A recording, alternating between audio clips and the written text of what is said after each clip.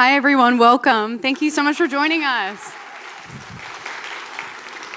We're so pleased to have you all here. This is the first edition of our EdTechX Asia Bangkok event, and we are so pleased to meet you all and to be featuring such fantastic startups. So thank you so much for being here. I first wanted to begin by telling you a bit about these ecosystem events. So we have earlier this week, actually, been in Jakarta for our Indonesian edition, where we selected a winner. We are here, of course, in Bangkok, and then we will be heading to Sydney next, followed by 2 events in China. And the purpose of these events are very much to immerse ourselves in the ecosystem, but to invite the best and brightest talent from these each regions to come and join us at EdTechX. And always at a tech event, the tech never works. There we go. So these ecosystem events we launched earlier this year. We started in Africa. We did 5 events in Africa. Then we did Europe, and now we're doing Asia. And we'll continue this again in 2020. So we'll begin in 2020 with West Africa, followed by Eastern Europe, and then we'll be doing 5 events in India at the end of 2020. And the purpose of these events, as I mentioned, is very much to have the best and brightest entrepreneurs participate in what we call the Global Startup Super League. And this is a rapid-fire competition where we feature 28 startups from all sorts of parts of the globe to each pitch for 90 seconds, which doesn't sound very long, but we believe that you should be able to get your point across and tell your story in a short moment so that our attendees, we have 1,200 from all over the world, will be able to hear from as many startups as possible. So we have this competition each year. There's 90 seconds of pitches, 90 seconds of judges' questions, because we believe it's only fair for the judges also to keep to time. And then there's a series of prizes that then offer first, second, and third place. And this Super League competition is part of our flagship summit that happens every June in London, and it's called EdTechX, and is the largest thought leadership summit that happens in Europe focused on the future of learning and work. It is very much a thought leadership summit that drives the industry forward, looks at ideas and innovations and different entrepreneurs from all over the planet, as well as investment, nonprofits, governments. We really bring the industry together in London. Of course, we'd love you to all come and join us. There are flyers on your seats that can tell you more information about it, but we would, of course, love to have more Thai innovation represented in London. We also organize London EdTech Week, which is a series of events that are co-located around EdTechX. And the purpose of that is that because our global audience is coming from all over the parts of the world, we want to give them an opportunity to immerse themselves and learn more about what's happening in London. So it's very much a connected, curated series of events that happen over the course of 7 days. And then our flagship summit is a key piece of that puzzle as well.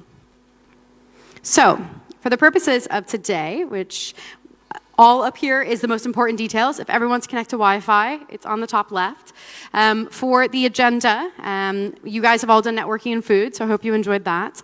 We're doing opening remarks now from me. Then we're going to have an overview from our partner, Amazon Web Services EdStart, which is helping us power the entire ecosystem series.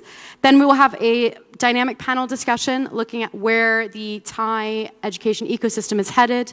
Then we will have short introductions from our judges who are sitting here in the front row.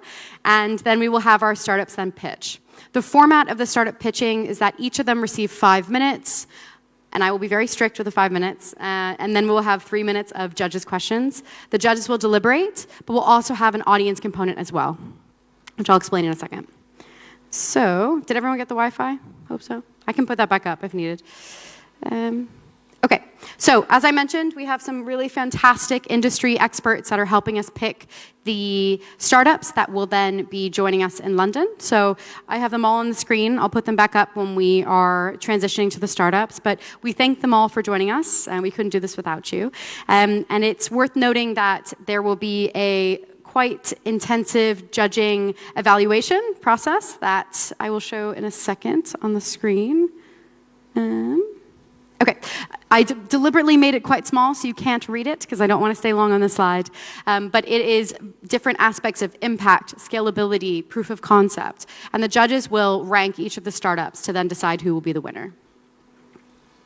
So I will put this slide up at the end after the panel discussion, but I just wanted to explain it first. So because we have quite a dynamic network that we are very pleased that we have so many different thought leaders, decision makers from around the globe. They're very interested in what's happening here in Thailand. So what we've been doing at these ecosystem events is we've been asking you, the audience, to share information and insight about the ecosystem here in Thailand. So between the panel discussion and when the startups pitch, I hope that the panel will inspire you and give you lots of food for thought, but I will show you the screen again, but we want to basically ask you to give insight on the ecosystem and what we can share with our wider network. So I'll come back to this, so don't worry. But as well, I'm briefing you on this to be able to show you before the voting. There's going to be an audience component, of course, where we will ask you to do the same voting as the judges. So we want to hear from you. There will be an audience favorite. And so I will bring this back up after the panel so that people don't forget. But without further ado, these are the startups pitching. I will again come back to this. But we are very pleased that we have our partner Stormbreaker, who has given us quite a few members of their program. And then we have another really interesting company, which I will not share. I will let him share more about it. But we're quite pleased that we're able to represent so much of the ecosystem here in Bangkok. So before we go into the panel discussion, I wanted to welcome our partner AWS, who will be able to share more about EdStart. So please do join me in welcoming him. Thank you. Thank you. Hello, everyone. So I was at another pitch day last week in San Francisco. And 5 minutes is a really short amount of time to tell everyone what you want to do. But I'm also going to try and do it with this program and with who I am. So firstly, let me just gauge the audience. Hands up if you know very well what Amazon Web Services does. Okay, so I thought you might have known, but I'll just kind of preface this talk with a little introduction. Amazon Web Services is the market leader in cloud computing. So if you took a grab bike here, if you watched Netflix last night, if you ordered a pizza from Domino's anytime in the last week, the underlying infrastructure of that was Amazon Web Services. So we provide startups, enterprises, government agencies, education technology companies with the tools they need to drive innovation in their industry. And the program that I want to talk about today is AWS EdStart. So hands up if you are or you are thinking about setting up an edtech company. One there, two there. I know there's 7 of them that are already pitching. A few of them are EdStart members already, which is great. So AWS EdStart is a virtual accelerator for edtech startups, and we set up this program in response to a sentiment that we were seeing from our customers. The edtech industry is still quite nascent in a lot of developing markets, but the impact that they can make to society, to universities, to students is really, really powerful. So we wanted to provide a program that gave resources, community, and support to those companies in that industry. So we wanted to engage these companies, focus on companies that were providing innovative solutions into education, and support them as they were going through those early stages of growth. How do we support them? So there's 3 main pillars that we use to support those companies. Financial support, which is AWS promotional credits, which helps them run their platform for free for 6 to 12 months. Community. We've done a lot of events in Thailand in conjunction with Stormbreaker. We've run events across Asia, across EMEA, across the US, where companies can come in, learn from mentors, be connected to investors, be connected to customers, and really try and drive that success of their companies.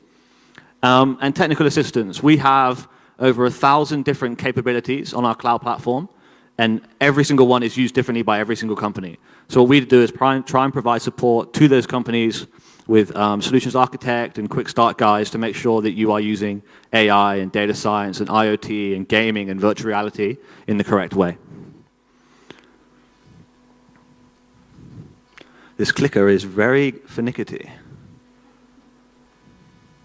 Okay, so these are some of the companies across APJ that are part of AWS EdStart.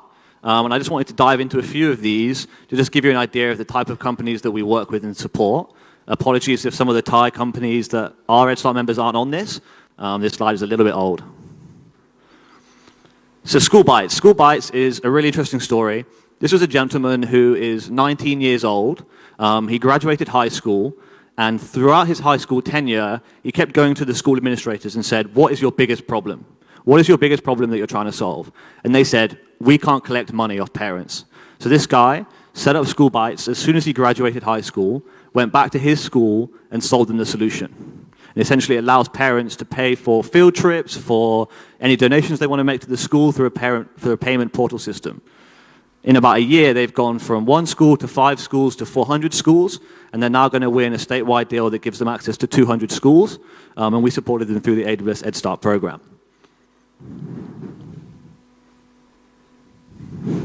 Another one, Loop Learn, is really interesting, another Australian company. So they essentially try and reduce the time that teachers spend every single day on taking attendance. When you go into the room and you want to make sure that every child is accounted for, they have a small camera on the side of the classroom that then takes a quick picture of every child that walks into the classroom and compares it with a stock image of that child. It does all the processing on the device, so no data is stored in the cloud outside of that stock image, and it saves teachers 2 hours a day, or 2 hours a week, sorry, to actually spend on teaching. So another really interesting use case.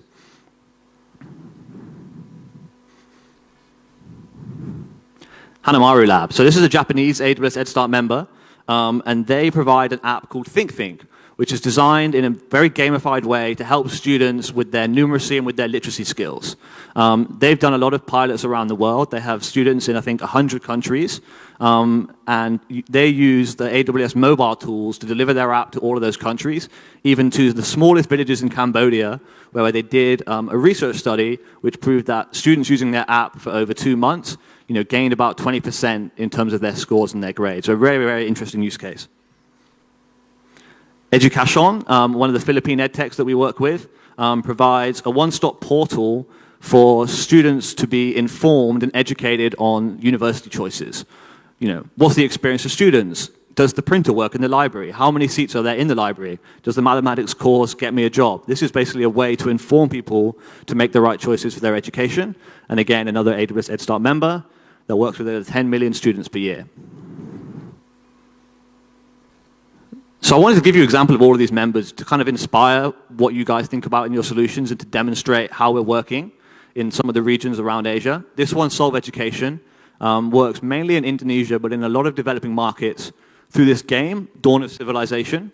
Essentially, it teaches numeracy and literacy skills through a multiplayer action role-play game. So they deliver that game to people who are too far away from school or dropped out of school, and allows them to build up those skills to then go and get a more formal or a more advanced education. Another EdStart member that works with Asian Development Bank and was actually, I think, initially funded by 500 startups. So I'll stop there. The main reason of my talk was to tell you about the program and some of the things that the members within the program are doing. That's my email address. That's the QR code to apply for the program. So if you do have an idea or you have an EdTech in the room, please apply. We welcome your application. And if you want to ask any questions to me about AWS or the program, I'm here afterwards, or you can shoot me an email. So thank you very much.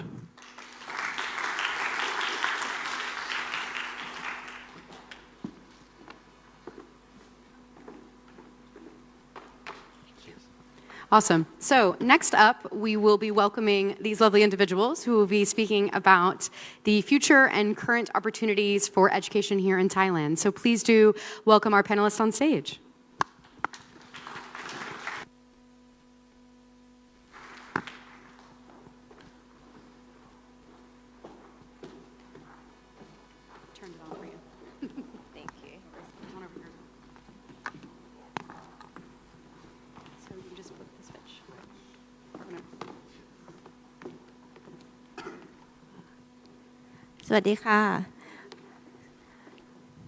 So, good afternoon, everyone. My name is Nantapon Prasariputra.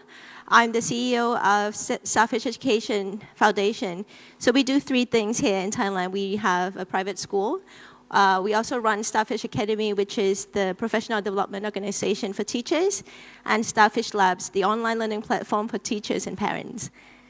So I've been in education for about 17 years, playing different roles from teacher, school principal, education developer, and I was also the development executive of Apple in Thailand and in Singapore. So I help schools and universities integrate technology in their work and also in their school. So I have 3 panelists with me today, and I'll let each one of them introduce themselves, and then we get on to the questions. Hello, everyone. Very honored to be here today. My name is Fern Chonikan Jira, and I'm the head of True Digital Academy. So True Digital Academy is a business unit within True Digital Group, which is a digital transformation and ecosystem enabler arm of True. What True Digital Academy aims to do is to enable digital capabilities of individuals, companies, and Thailand. Hi, my name is Nisha Pitiyapongsakorn or Sai. I'm currently researcher at TDRI, Thailand Development Research Institute.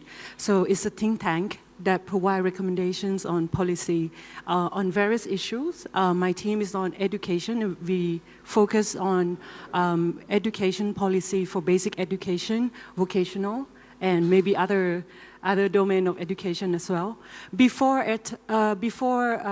working at TDI, I used to be head of talent acquisition at Teach for Thailand, an NGO that work on reducing education inequality in Thailand.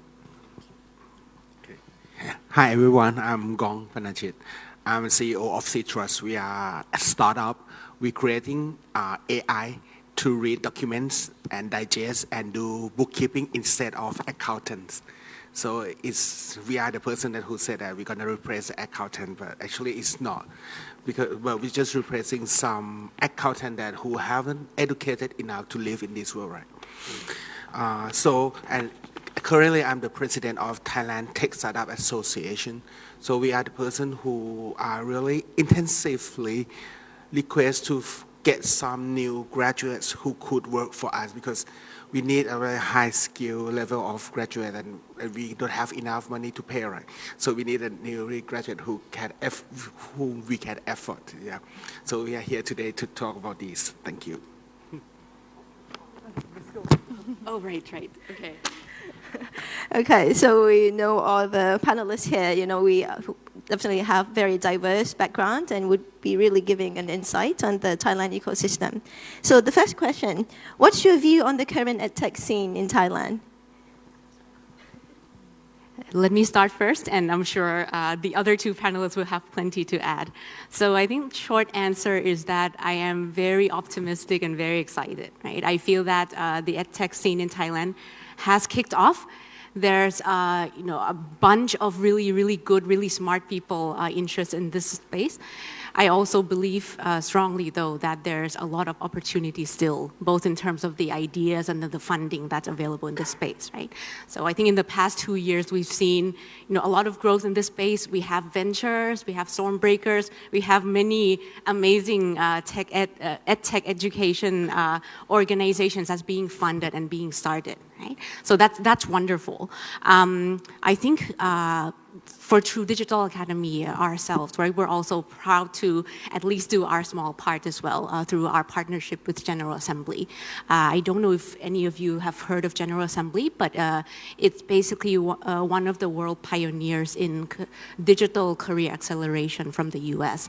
And they use a combination of technology and process to enable a platform that allows a much more efficient way of acquiring skills and technology that is sort of industry ready, right? So through our partnership with General Assembly, we're hoping to bring all of that to Thailand. So, basically very excited and very happy to be part of this space. I think I agree with Kun Chonikan about the dynamism that we can find in the private sector. Yeah. But for me, as I'm in between 2 worlds, the world of government and social sector and the world of private and startups, I think these 2 worlds are so different and so far apart. What we find in the public schools really is really discouraging for EdTech. For example, we have visited many schools in Thailand, and we find that in some schools there's only 2 or 3 computers that can work. Lack of capable teacher to teach technology, or not even mention about programming, because they have never heard about it. They have never learned about it. So it's really hard to make this a reality for the public sector. And I think it's also, we are looking at two different paradigms in startups or private sectors. And this world seems to look at education as business. Why in government or social sector, they will look at education as a public service. So what's the difference between this? So if you look at education as business, you're trying to find the money. You're trying to make a product that can make money, right? But most of the money in education is locked up in the government. So you have to sell this idea or your prototypes or your products to the government, which is really hard. So you will try to chase other money, like money from parents who already have money or children from privileged backgrounds. So this is when you look at education as business. But on the other hand, when the government look at the education as public service, it means that they have to provide quality education for everyone. But the money is limited because it's public money, right? So it's spread very thin. And at the end, we cannot get good quality for everyone, but at least everyone gets something. So this is the way the government think about it. And for EdTech, we can look at, I think you can see it very easily, like most company that will pitch afterward, almost none of them work with K-12 education. Because it's really hard to get the money from the government, right? But when you look at the government, they've tried to make their own EdTechs. Have you heard about DLIT? Distant learning? Anything? โทรทัศน์ดาวเทียม you see? The television channels that is broadcasted to every school in Thailand for free. And the government give them screen to watch the pre-recorded tape of some other classroom. And this is the kind of technology that is provided by the government.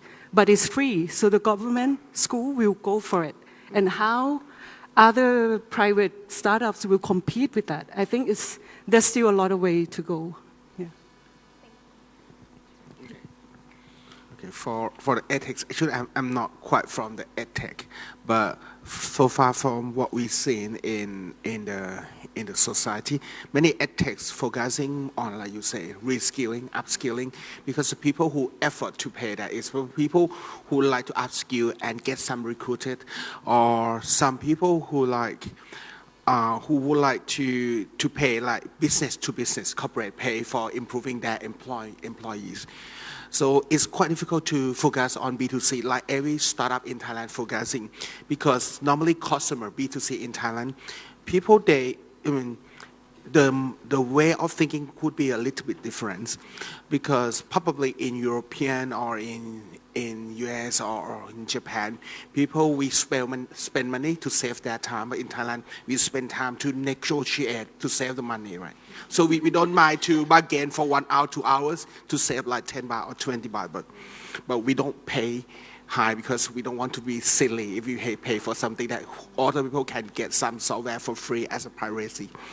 So I think that's a problem. So when we talk about the upskill, reskill, I think the EdTech is there because the money is there, capital is there. People want to get something to improve themselves. But for the K-12 below, we will still have seen, are there any money and capital down there? Yes, there are. But are we talking to the same goal that we are expecting for the education in Thailand? Because more of money spent for K-12 capital, they just only focus for something. Can we get a good entrance exam? Right. That's why the tutor or many school out of the school, parents doesn't care to pay. Because as long as you guarantee that, you study here and you can get to entrance, good score for entrance exam. Because they don't mind much about the mainstream educations, because it's reflecting the failures of some part in the mainstream school. Because people study in mainstream school because they just want to get like officially certificate. But they pay a lot for the outside as for just only for entrance exam. That's why I'm guaranteed that if you show that your EdTech can guarantee the result of entrance exam like other tutorial school, people will pay. But that's mean we are not talking to the same goal of education. That's why I think that could be the thing that we should talk about more, because people in the like corporate or people, the value of people there define where the money goes to the K-12 around that part. Yeah. Thank you. I think we have discussed very important point here. We're looking at, the edtech scene in Thailand. Yes, this is a very exciting time to see a lot of people are taking part in this. But we do really see the difference in the world of where we can make the money from the parents, but also, if you look at a bigger picture, bigger landscape of the K-12, where most of the money, the people who will pay, was actually the government. So it's a totally different game that we are looking at here. So now if the next question would be, what are the most pressing issues in Thailand now you see in terms of policy, school administration, or teaching and learning that could be solved by technology? I know this is a big question, but, it's maybe have some, a summary from the top of your head. Would any one of you want to start first? Okay, we can start from that point. Start from this side then. When we talk about the educations, we have to come to think, as you say, we have to think that what is the education that we are expecting to see first. Because if we want to define education is an entrance examination, that would lead us to other story of the country. But if you think that we are preparing the new future workforce to serve the industry or serve the country, we will think differently. We will ask that what would the workplace look like in the 5 years' time? Like what I'm asking, because I'm working on accounting. What we are asking is, what type of accounting firm or workplace for the accountant look like in the 5 years' time? And that's the part that we have to go to work with university and people like in vocational school to prepare the student to fit to this type of workplace. So we talk less about the workplace, but we talk about the edtech. So if I would like to suggest, maybe we have to see how the technology evolve to change the workplace. And once we see what the workplace will change, so we'll see how the student could be prepared to be ready in the 5 years' time after the K-12. So if we talk like that, technology can help. At least you can touch in many technology that's come to change, like the way we read, the way we consume the contents, the way we even consume the novels or consume the TV series, or even the way we play game. Are we accepting that our e-sport player is a type of profession in Thailand?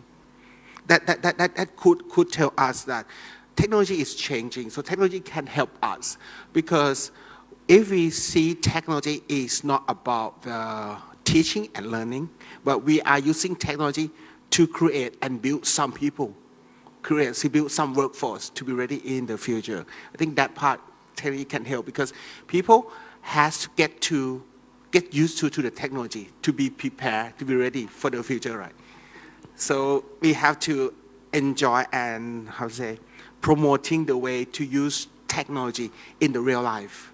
I think that part could be a key. Right. Thank you. Can perhaps just, I think great points, and I would like to perhaps add to that a little bit, right? So you talked about, I think let me talk a little bit more about workplace and the skills that's needed in the work and economy nowadays, right? So I think I agree with you that I think technology, when I think about it, is both the enabler, the means, but also the ends as well, right? So let me unpack that a little bit, right? So in the world of digital transformation, or in digital world, right, all the skills that are needed and are most relevant, as mentioned by Dr. Panachit, is constantly evolving and changing, right? So there's a study that says a half-life of an ICT skills is 5 years, right? What that means is that if you're in school studying ICT 5 years ago, chances are half of the things that you know now is irrelevant, right? So there is a real need for, I guess, upskilling and reskilling and remaining relevant, right? So I think to that end, there is a real gap in terms of the digital skills that Thai people have and the skills that are needed to drive the economy, right? So some statistics here. There's, I think, a study from TDRI actually last year that says that on average, Thai, I guess, education ecosystem can provide around 5,000 qualified graduates in ICT, which is actually very, very under demand, right? Another study also says that in the Thai ecosystem, in around 10 or 11 years from now, we're expected to see around 1 million shortages of high-skilled labor, of which actually digital skills is a big part of, right?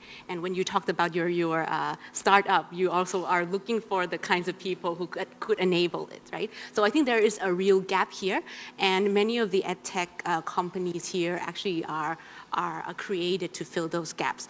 I think the part that I'm very passionate in particular is just sort of digital skills and technical skills, right? And that's why, for example, True Digital Academy was formed.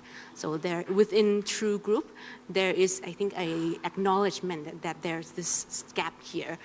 The skills that are needed to succeed in the digital age for True is also very different from what the company currently has. So we're starting to build this in-house, but then we also realize, there are opportunities outside in the Thai economy as well. So we're sort of expanding, right?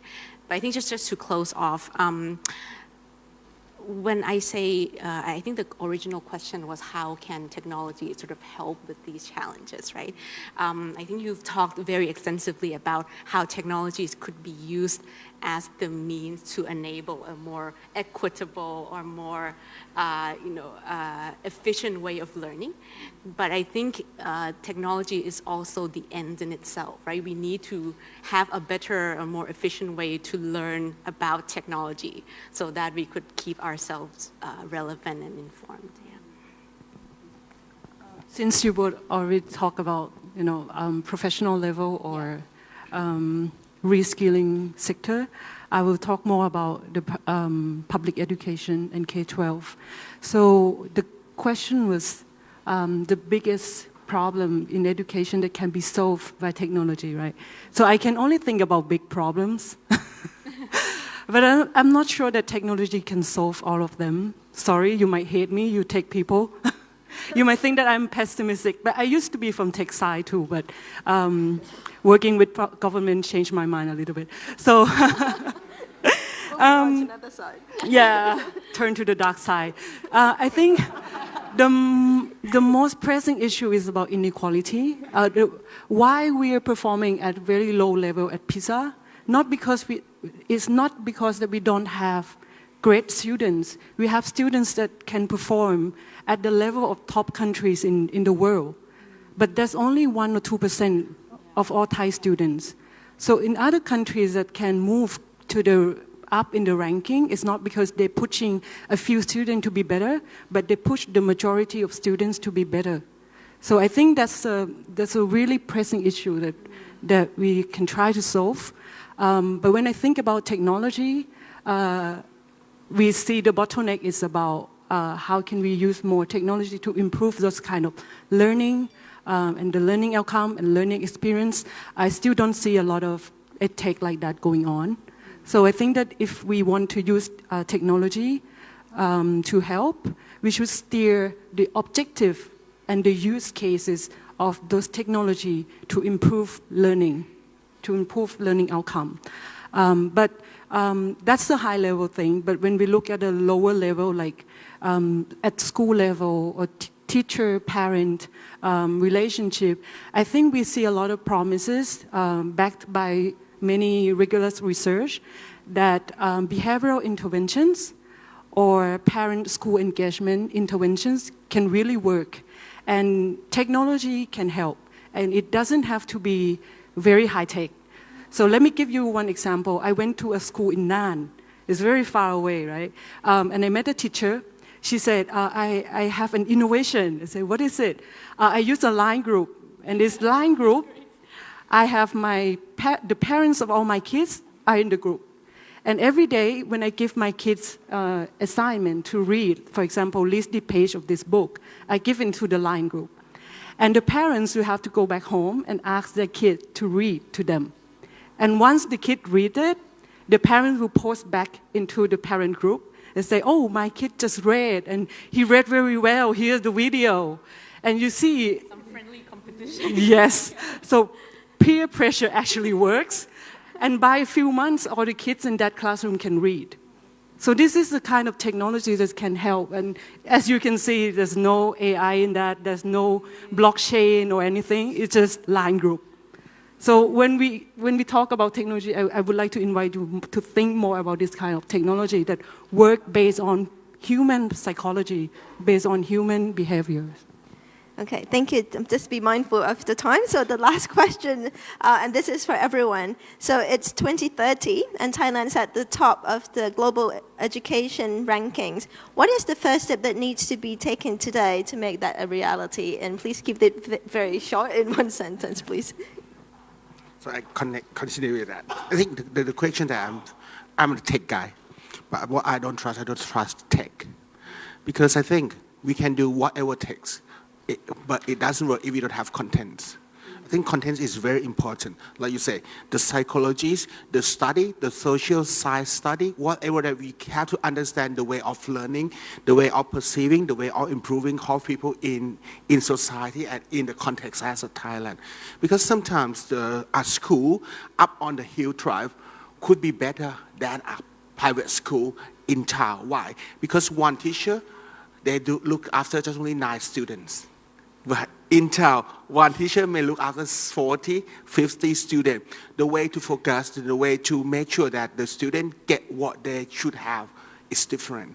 So if we have something, deep study, understanding in this context and the way of interact, I think the tech people can help us to scale this better. Because the first step, to come back to the first step, is we have to stop thinking that we're trying to make an equality as a mass production of the student. Equality may not be like everyone in the country have to be produced with the same process and come to look the same like this, like for million people. We need some unique people. Because if we want something that look like 1 million look the same, we can use robot and AI. But what people is unique is what type of people that we need to customize and personalize with a lower cost and with our understanding. I think that would be the first step. But if the government's still thinking that, hey, education is how to produce the people with the same quality, that's mean look the same for million every year, I think it's a fail. Yeah.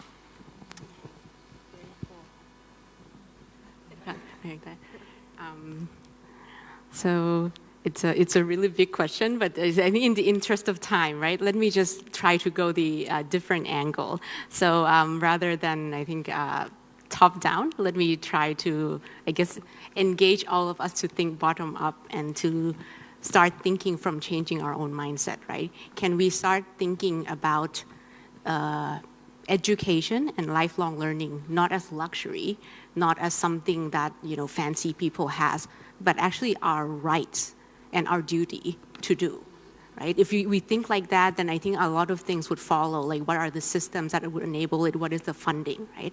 But I would like to encourage everyone to start thinking like that a little bit more. Thank you. Yeah, I think I already mentioned in the last question that I think we have to improve the quality of the mass of all the a lot of students, and even though. Okay, there's a lot of opportunity in reskilling and upskilling. I think the basic skills is also important. So if we can come up with a way that can help most children in Thailand to succeed in basic literacy, I think other part of the work will be easier. And for that, I think EdTech can help a lot by changing the paradigm, changing the way of thinking, not just to reinforce the status quo. As you mentioned, that if we still think about education as qualification, how to get the diploma, how to get the bachelor degree, that will not be enough to survive in this world. And I think a lot of people in the tech come from the new paradigm already. So let's move on and push this paradigm to be the main paradigm for Thailand. Okay, thank you very much. So I hope that you enjoy some of the insights from other leaders. Thank you.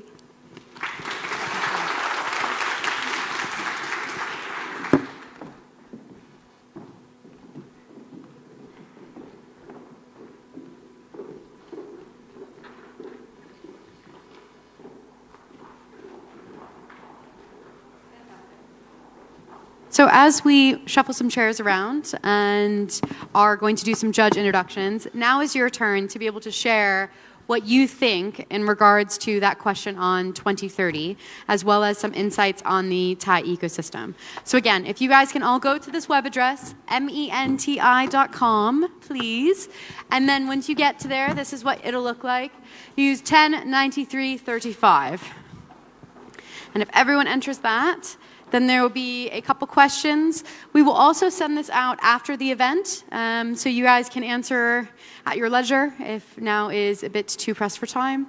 But we would love to hear from you, so please do provide feedback whenever you have a chance. So did everyone get a chance to get that number? Yeah. Speak now or forever hold your peace. Okay, so then if you go to the next slide, please. I don't have a clicker, I've realized. Perfect. So what we're going to do now is we're going to have each of our judges spend 90 seconds introducing themselves. So that'll just be a very rapid fire. But then also, if they can, do a one-line sentence about what they think should be the first step for Thailand to be at the top of the education rankings in 2030. If they don't have an answer to that, they can say something else about the ecosystem, but hopefully we'll get some more insights as well. So I will pop down and give you, nope, no one has a mic. Okay. So I'm going to start on this side, if that's okay. There we go. Okay, thank you. Good afternoon, everyone. My name is Jin Isra Chaikun. I'm a COO from RISE. So about RISE, we are the regional corporate innovation powerhouse. We have an office in Bangkok, Singapore, and soon in Malaysia. So what we do is we help corporates innovate faster through helping them reskill, upskill people to be from transforming employee to innovators. And we also do that through our accelerator program, whereby we bring in startups from all around the world to help solve the corporate pain point. So my point of view on the questions, how to make Thailand education system going into the top rank by 2030, I guess we need more people. We need to attract, talent into the system in terms of we need to bring people with high skill and also people who can facilitate the learning of the children into the system as soon as possible. Thank you. Very good. So you already know who I am, so I'm not going to introduce myself again. I'll just jump straight to the question. So I think 2030 is a long time away. It might feel like it's not that long away, but it is quite a long way away. So I think we need to think about what global education rankings will dictate in 10 years' time. Is it just maths and science and literacy? Or is it entrepreneurship skills? Is it ability to adapt to challenging situations, working across a global economy? So I think Thailand can lead the way in rethinking what a global education ranking looks like, embrace mobile phone ownership, embrace foreign language learning, and really kind of climb the rankings that way.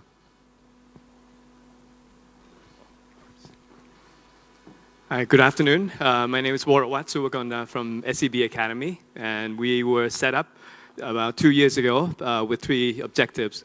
Number 1 is to transform our organization, the bank, towards the new way of working, whether it's agile, design thinking mindset, and all that. The second objective is to help reskill and upskill our people to have the capabilities for the future. And the last one, which is related to this event, is we would like to develop a lifelong learning culture within the organization, as we believe that the change is going to happen so quickly, so fast, even faster than today. And for the company to stay competitive in the long run, I think we believe that our people need to be engaged and fully engaged with the learning of the new skills and new capabilities continuously. So to answer the question on 2030, I'm a strong believer that it has to start with the K-12 education. And we need to basically build the active learning community or environment at the school where all the students are fully engaged and very happy to come to school, come to learn all the new stuff every day. That will help Thailand because when the students become older and become the workers or professionals, I think they will be really engaged with learning of all the new skills and new capabilities. And in order to do that, in order to create an active learning community, I think we need to start focusing on the headmaster and the teachers of the school. So that's it. Thank you. Hello, everyone. My name is Tawan Teva Akson. I am the CEO of Akson Education. We are the largest K-12 education company in Southeast Asia. Our passion is to create, to cause classrooms, every classrooms to be to be active. We want people to participate. We want students to discuss, talk, create. We want students to be creative. We want them to have a lot of critical thinking in their learning process. In order to achieve that, what do we do? We develop lesson design. We develop training for teachers. We coach teachers. We develop learning, teaching medias to help teachers. We develop assessment tools for teachers to be able to see the current situations of their classrooms on an ongoing basis. We try to, the focus of our work is to provide everything possible for that teachers can perform their work in the easiest, most convenient way in order for the best, in order to achieve the best active learning outcomes. Each year we train 75,000 teachers. We work with almost every schools in Thailand. Our passion is to improve all classrooms to make it more ready for the future. In order to answer the 2030 question, the most important priority is the how-to for regular teachers to execute the active classrooms into reality. We need to help regular teachers in an ordinary school in upcountry so that they know how to lead the class with interesting questions. Instead of asking what, where, when, they should ask why and how. Instead of preaching in front of the class, they should engage students to do activities, to create new things, to search for knowledge. That is the most important priority for 2030. Thank you. Hi everyone, สวัสดีค่ะ Hi, I'm Poom from True Digital Park. So officially welcome you to True Digital Park. So we are like a digital hub and startup campus, and I'm sure that you guys heard of us before.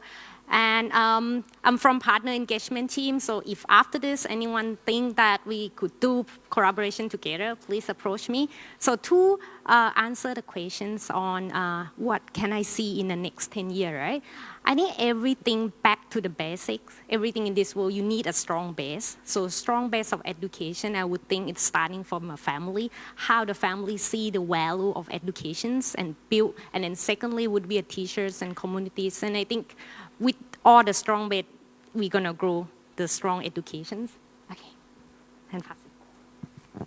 Okay, thank you. So I'm not going to introduce myself again, so I'm just going to answer the question. For me, I see it in three parts. So the first one is really the mindset. We really all need to be the change agent. We have to say that, okay, what can we do in this? And then we have to act now. We cannot really wait around and say, you know, if if I have this, and then I'll change. Education in 2030 will be very different from today, I think, because of what we really need in school. And I absolutely agree that the ranking, in 2030 may be very different. I hope it will be different than what we have today. So we will talk about the skills that the kids would need in order to succeed in their personal life and in the workplace. So the mindset. The second one, it's the insight. We need to stay relevant and get deep insight of what we want to change and what we want to do. We cannot really apply the knowledge that we have 5 years ago, 10 years ago to what we want to do today. And the last part would be collaboration. If there's really no competition in education, if the more people do good in education, the better for our world. So do collaborate and put our heads together and try to figure out what's the best way for the country and for the world. Thank you. Wonderful. Let's give our judges a round of applause. That was great insight. Okay, so if I can get next slide, please. I don't know where my clicker went. Okay, so back to this website, mentimeter.com, please. So what we will ask you to do now is refresh the site and then add in a new code. So if you just go to menti.com and then add in this new code. So for this, so it's 395034. And for this will allow you to vote on each of the startups when they're pitching. So when they are pitching, the judges will be doing the same. Remember, judges, you have a different code, so please don't add this one. So what will happen is that they will be voting, you will be voting, and then at the end, we will announce the audience winner. And I will explain a bit at the end of what the startups will get, but of course it'll be a trip to come to EdTechX, and that is provided as courtesy by Thai Airways, which we are very grateful for. And I think it's important to note that they will be immersed within the global culture at EdTechX, but are very pleased to be able to represent Thailand in that global competition. So we are very thankful to Thai Airways, but also to the opportunity to be able to showcase such great companies now. Okay, so if we can go, if everyone has this code, we will continue to the pitching. I don't actually have a clicker anymore, so I need to come up and maybe find it. Is it down here? Did I move it there? Ah, yes, wonderful. No, it's fine, my fault. Okay, so these are the startups that we'll be pitching. We will be giving them 5 minutes each. As a reminder to the startups that we'll be pitching, I will be noticing when you have 1 minute left, and then I will unfortunately cut you off, and then we'll give the judges the opportunity to ask questions. So without further ado, I would like to welcome our first startup. No pressure. So please do come up, Neuroflow. Please, welcome. Clicker. Perfect. Perfect.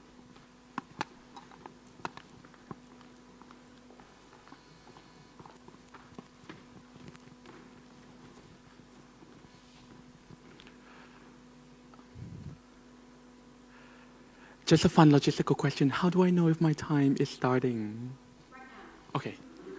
So, undo. Good morning, ladies and gentlemen. Good afternoon. Yay, we are awake now. And I'm so excited because I have this great opportunity invited by such great EdTechX Asia to come here and to be among all the great solutions that is about to transform Thailand. We have e-learning courses online, chatbot that will help to support our country. It will be great because there's so many more channels now for students K to 12 to learn these things. But it would be such a shame to cramp them with so much content without preparing their brains to be ready for it. Ladies and gentlemen, any swimmer in this room? Anyone swim? Very good, thank you. What do you do before you swim? Of course, you have to stretch your muscle, right? What do happen if you don't stretch? You get cramps, nasty cramps. Guess what? Your brain is also a muscle. Without proper exercises and just dive down into study, it causes brain fatigue. Brain fatigue builds up to create residual, which leads to stress, which is a long-term chronic problem.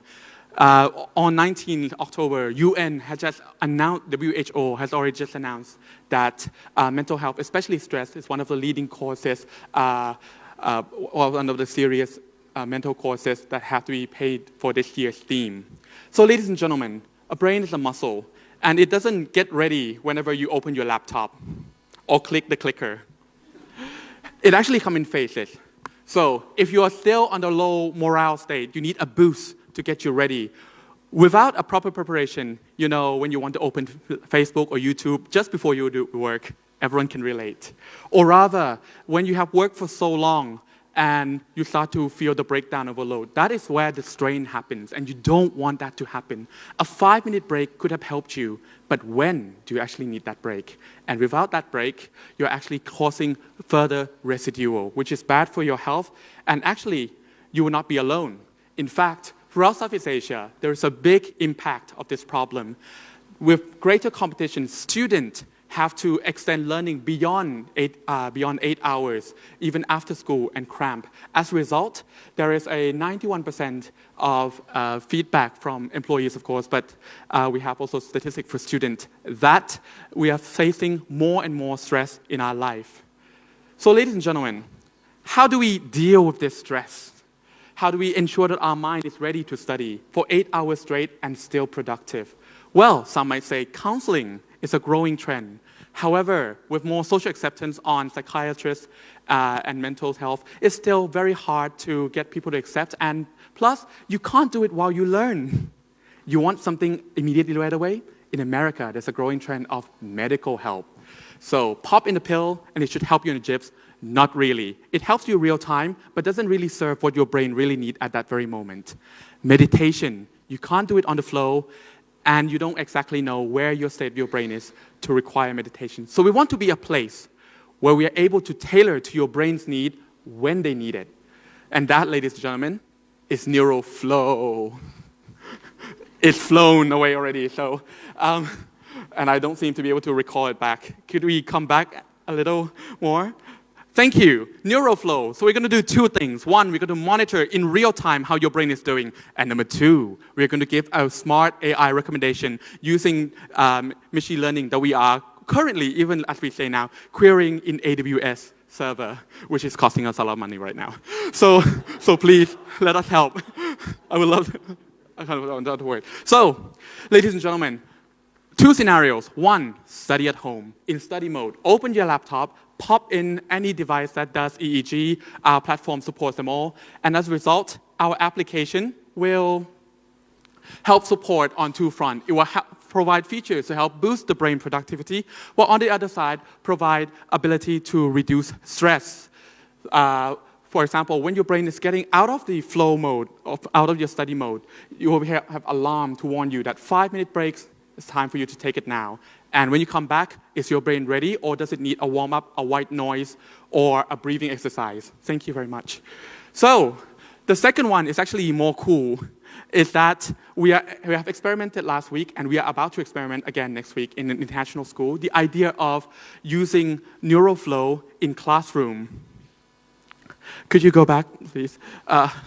Back again, yes. So, brain-to-brain synchronicity. Imagine a future of classroom where all students wearing these very concealable devices and aggregate all the data to one single screen, where teachers will be able to see the dashboard of how the general mood in this room is and able to naturally adjust their teaching to fit the mood of the classroom. It's more than information dialogue. It's actually an emotional dialogue between teacher and student. Perfect. Final thought. We have done an experiment, over 220 students, and we are ready to further deploy this system onto schools that we are doing B2B with, and hopefully in organizations where we'll make real progress in giving back control to your brain. Thank you. All right, thank you for that. So we're going to begin with judges' questions. Who would, yeah? That was quick. Thank you. How do you prove effectiveness of your device? And how is it going to help? How do you scale it? How do you make impact on a large scale? Thank you very much, and thank you for this question. In fact, we will, if anything else, I would love to have a conversation to you afterward for this opportunity. The goal of this system is that we know that there's a lot of EEG hardware coming out in the market right now. So we are building a platform that we focus on using machine learning and our sample group to build that kind of capability to be able to continuously adapt to improve students' learning capability. So it's not static, that using this divide one-time algorithm, it will work. The algorithm also gets to know you over time, and this is amazing. It gets to know you over time and therefore adapt the offering it has to fit you. Now, how does it work in big classroom?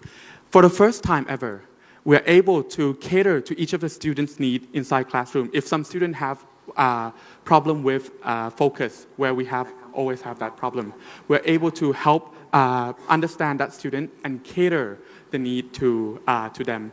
The second question is, how do we roll out in a big area?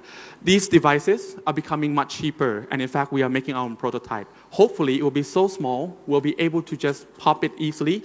So our business model is not rely on hardware, but rely more on the software and the algorithm that we have developed with our brain scientists, the math scientists back over there, to be able to be ready for mass scaling.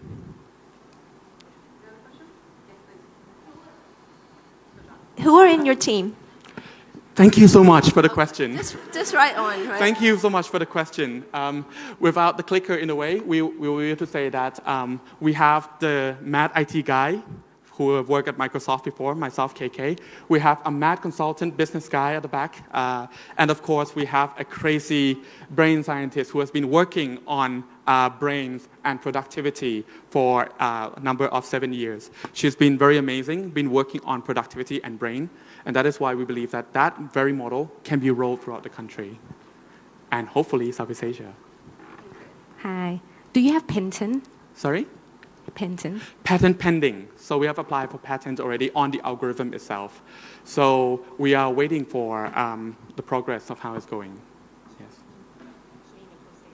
In the process, yes.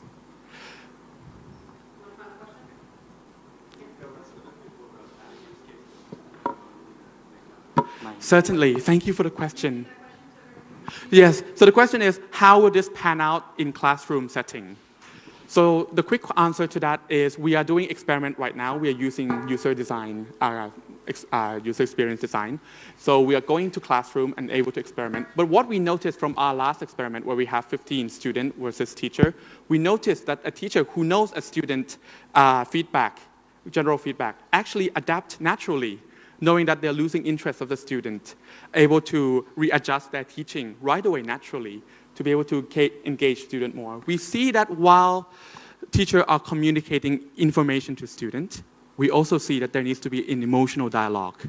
And that is where we want to focus on how do we also ensure the teacher also help instruct and guide the emotion inside room so students can be more open to receive wonderful learning platform that is in this room. One last question. What it takes from now, from here to the point where you are ready to go to the market? So right now, we actually begin to talk to several businesses. Before, Mom and I also work in consulting company, so we have been engaging in top 50 public listed company. We are talking to them that, hey, we have solutions that will be able to help them in order to improve their employees' effectiveness. In addition, we also talk to several international schools that are prioritizing stress as one of the leading area they want to tackle. So this will be the first place we will be rolling this out as a partnership model. Later on, when we have the successful case, we'll be loving to roll it out into mass scale.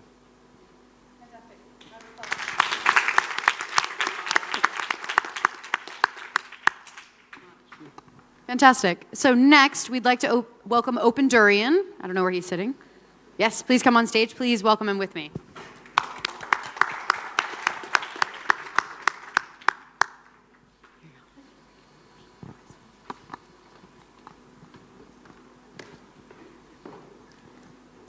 Well, hi, good afternoon, everybody. I am Jula from Open Durian, and we are online learning platform focusing on test preparation from K-12 education to language proficiency test. Last year, we have more than 5 million users, and half of those are students, and the other half are working age people. And this is our user growth for the past 6 years. Our business model is simple. We sell online courses. And directly to the students. Some of the clients are B2B, but mostly students. And for this year, to date, we have the total revenue of $2.27 million. And this is from only selling 54 premium courses. So this is the highest ever sale per course amongst all the online platforms in Thailand. One of our biggest competitors, they have more than 500 courses, but doesn't sell as well as us. So this one shows the quality of our online courses. So one of the reasons that we are successful is that we also give back to the society. While we are selling online courses, we also have our educators write some free test preparation material for students and teachers to be used for free on our website, kind of like Wikipedia and Khan Academy. And that's why we have lots of users. And if each of these students can save $10 from study on our website instead of going to buy some textbooks, then we have provided education value worth more than $50 million each year to Thai society. And I guess you can say we are social enterprise. Okay. And these are some of our successful students. They were really happy with their results that they have contacted our customer service staff to say thanks. So we have asked them to do some interviews, and it was a very fulfilling experience for us. And that is why we do EdTech, right? Okay. And the other secret for our success is that our mantra is content is king. So in order to do a successful education business, we have to provide engaging content for students. So that's why we have invested a lot in creative media department, as you can see from our production tutorial here. Can you go back? Okay. Can you play the video? Some of our most successful.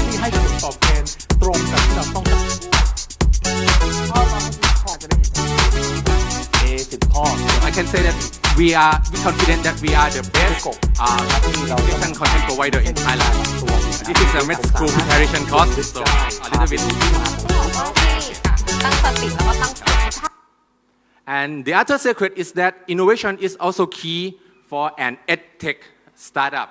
So we have always asked ourselves, how can we make student learning experience better at scale?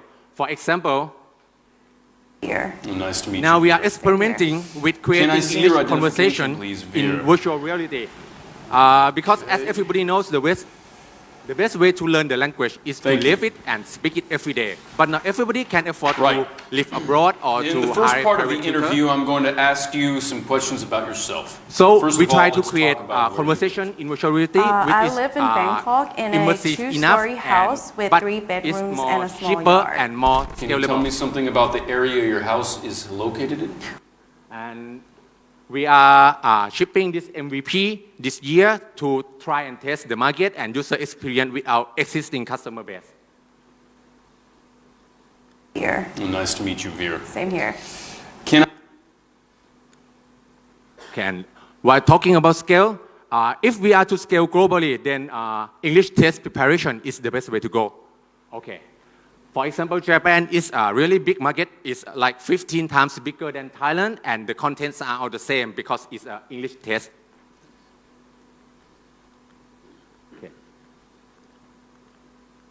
Okay. So everyone in our team is from academic background.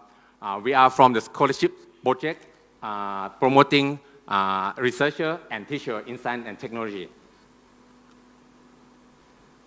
Can I select this?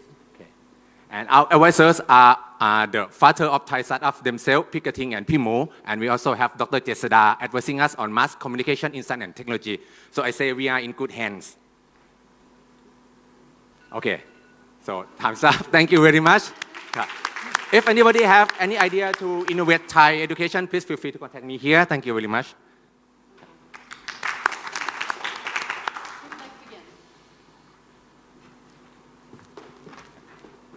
So our 5.1 million user, how many are paid customer and what is your customer retention rate? Okay, we have 25,000 paid customer each year. The other 5 million are free users. Okay. And we don't really have customer retention rate track because it's one-time cost. But what we hear from students is that when students buy some K-12 courses and they graduate and then apply for job, they come back to buy some more English preparation tests for us. So we really don't have the number right now, okay. But we have some feedback from our users. Who would like to go next? So apart from the quality of the program, how would you differentiate yourself from the other digital learning platform? Okay. Can we go to the last slide, please? Okay. And the next one, please. Okay. So the thing that we are different from every online video courses is that we have some free contents from students, and nobody have done something like this in Thailand. So we also provide value, and we have some creditability. Like everybody in K-12 in science and technology program knows Open Durian. If you ask some children, they will, they have read some test preparation material from our website. So we have stronger brand and provide more value to the consumers. Anyone else? Did you have one? What's your best-selling course? Pardon? What's your best-selling course? Selling point is the content. No, the best-selling course that you have. It's English test preparation for job application and professional. Do you produce your own contents as well? And Yes, how for do you the- control the contents produced by yourself and others? Okay. For the past 5 years, we have been producing content in-house to figure out what is the best way to teach students. But starting this year, after the investment from Find the Startup, we are trying to scale this, and we have also secured some hardware supplier from China, Shenzhen, to enable the home production of every instructor, every tutor in Thailand. And how do you control how do you control the quality?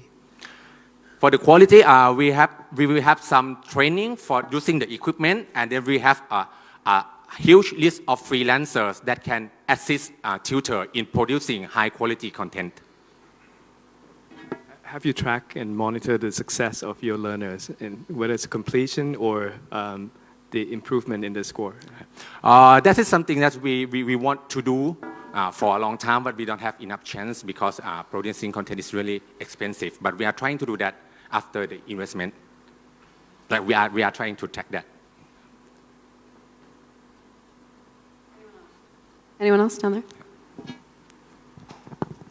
Given that you are going into test preparation space, and you mentioned other countries where they may have the same need, like Japan or India or whatever, have you already explored the learning culture in those countries?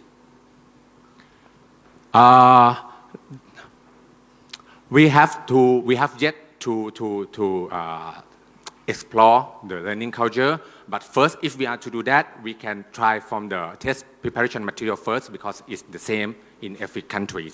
And then we will see afterward how can we best adapt our content for them.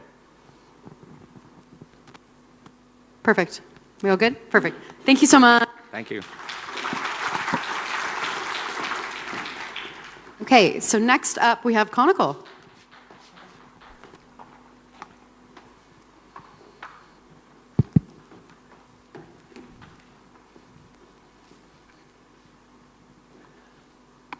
Okay, hello everyone. I'm excited.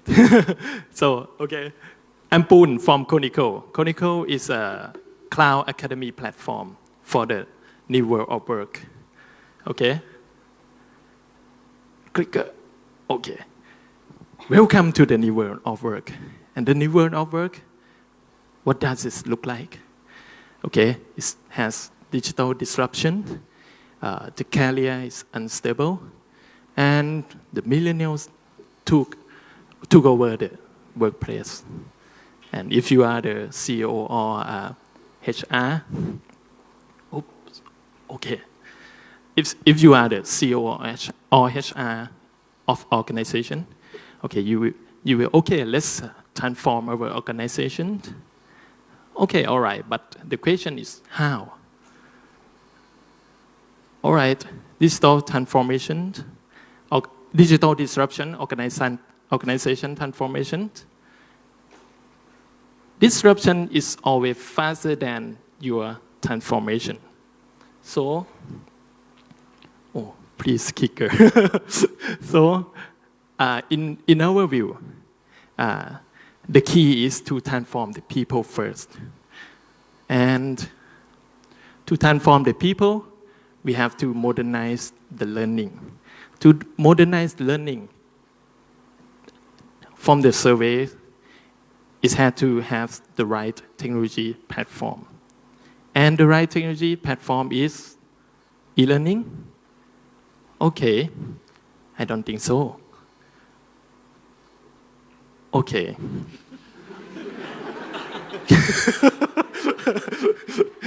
Okay. Okay. Clicker, please. Okay. Why? Because the traditional e-learning is has many problems that you see. So if we can figure it out, the market is huge. I mean the professional learning, corporate training.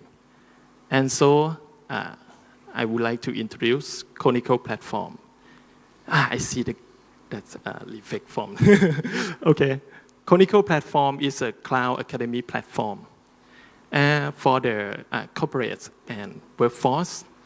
And we don't just provide the platform, but also the content co-create with the partners, industry experts.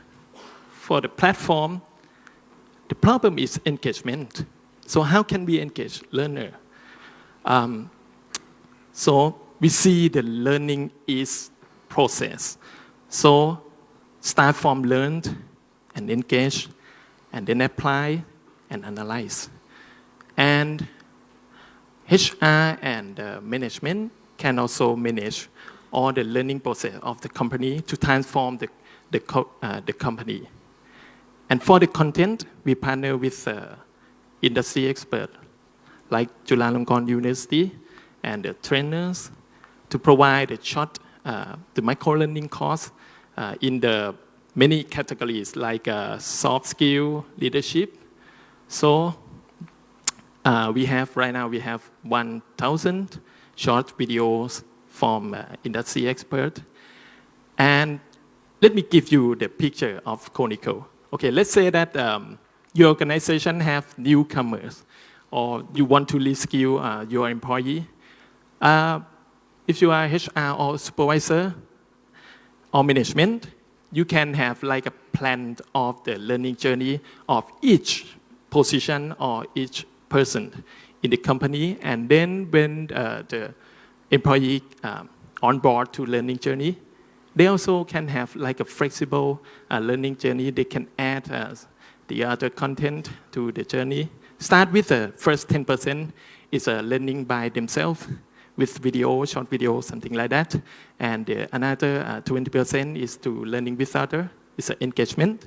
And the next is to apply. And our platform it has guideline that, okay, when you learn this topic, you have to apply to this. It's like on-the-job training, something like that. And this process can have like a repeat on, and we have like a gamification process to engage the learner. Okay, so for the past 5 years, we growth in the 2x in the customer base and revenue, and also the team. And this, okay, and this is our attraction. We have like 350,000 learners. And also, this is our customer. Thank you.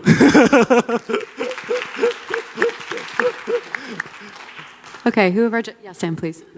So every learning management system in the world claims that they are better than the other learning management systems out there. So can you just distill down very clearly why you think you have a system that is better in terms of interaction, impact, than all the other ones that also claim to be better than their competition? Okay. right now, in our stage, we are, I think we are one of the top platform in Thailand with our traction. Our secret sauce is, I think, localization is the first one. Something like a government report or like a HR process. And it's always that technology it doesn't align with the process. So we don't treat our customer is the buyer of technology, but we treat them like a partner to build the cloud academy inside the organization. So we have the feature like a gamification or like a engagement group learning, something like that is very differentiated from the like a global platform. Right now, I think that this is our key differentiation right now. But for the next step to scale up to the to the region, okay, we have to more standardize, but our key is to have a full solution. So we don't sell our platform alone. We have content with a partner. The partner is a university that they would like to transform themselves, or the trainer that they seek the new way of learning.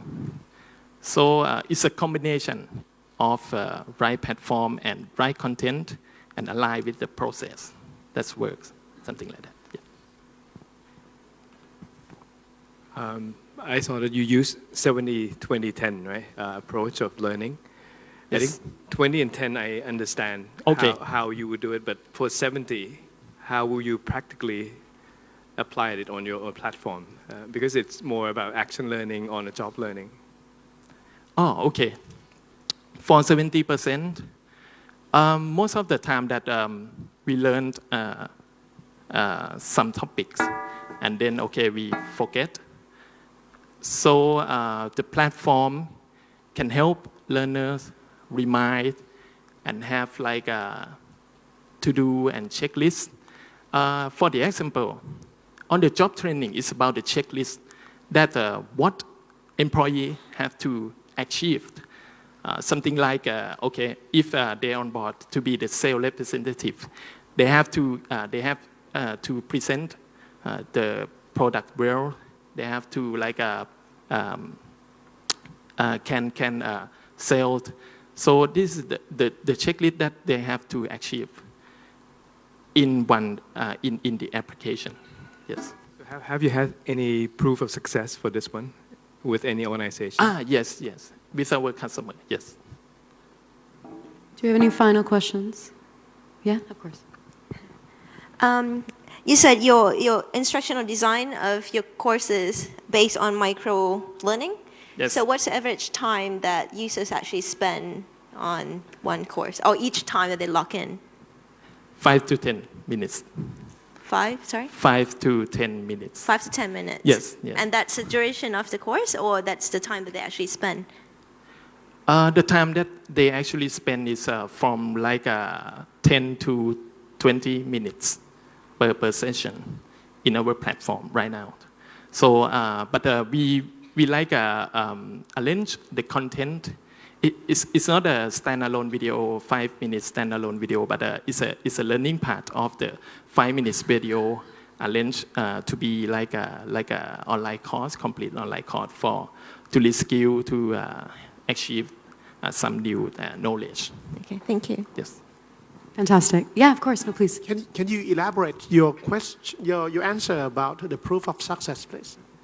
You said yes, but how? The proof of success? The proof Very of success short, of our company. Very short. Very short. Okay. Yeah. No pressure. Okay. I think we have 3 things. First, from our 2 of us co-founder, we've grown from 2 to 50% this year. And the second is the platform, the product itself. we replace the solution like SAP, Oracle, Saba, something like that is global player. But how? That's the first answer that I answer. And the last one is that it's like a snowball. Right now we have a lot of customer base in Thailand, the leading company like a PTT Group or AS. So we can use it to be our springboard to go abroad.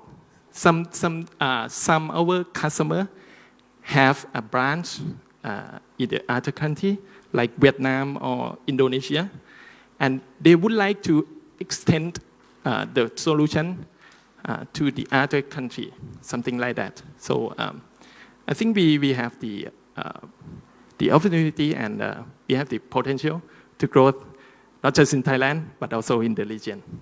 Thank you. So much. Thank you. Okay, next up we have Fox.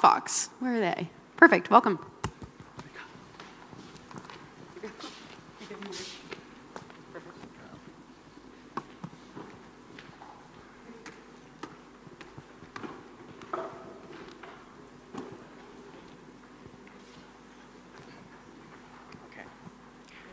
People usually think that coding learning is difficult and don't know where to start. Our teams are data expertise, and for them to get to where they are today, they have learned a lot and find that learning is fun. So today we want to share about FOC, an open assessment platform for the tech talent. How many of you have hired fresh graduate students in the past 12 months? Oh, okay, quite a few. What is the skill set mismatch that you have seen? Oftentimes, what we learn in the schools is not needed at a job. And this is one of the many reasons that we create FOC, to empower people to have fun while they learn. It's either interactive and easy to use assessment to help people assess their skills. For the university student, they can know whether they have the right skills for their first jobs. For the tech talent, they can know where they are in the field.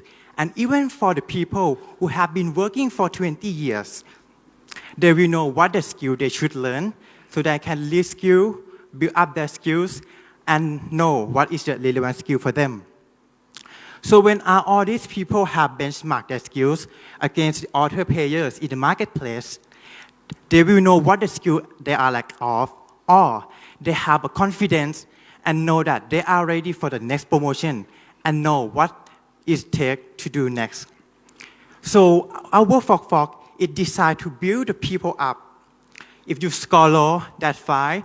We provide a course recommendation and a learning path for you to build your skill up. And if you nail the test, got the perfect score, we will match you with the opening job that suits with your skills. With this assessment tool, it will create communities of the tech talent, and at the same time, it will also create the communities of the quiz generator.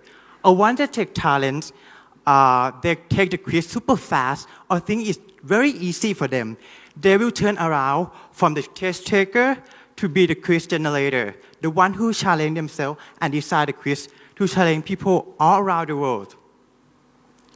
With the pool of talent and the quiz generators, we may create a revenue sharing model where we share revenue with the quiz generator when the quiz are used by the corporate for the job interview, or when they charge the end user when they want to see the quick solution. Up to the date, we got the fundraising from these companies, and we have the product testings on RAI chatbot, which is interactive and increase in user engagement. We have tests on SQL and Python, which is one of the most demanding tech skills right now. And we also have a big talent pool from the Facebook. We have 15,000 students in our pool and 72,000 Facebook organic like with the 30% growth All of them are organic and have a high engagement. From our pilot users in our product testings, in just 6 weeks, we got a 10,000 times for the quiz done. And you can tell that this number really tells that our users are love to learn and challenge themselves. And it also tells that our quiz is engaging, fun, and addictive.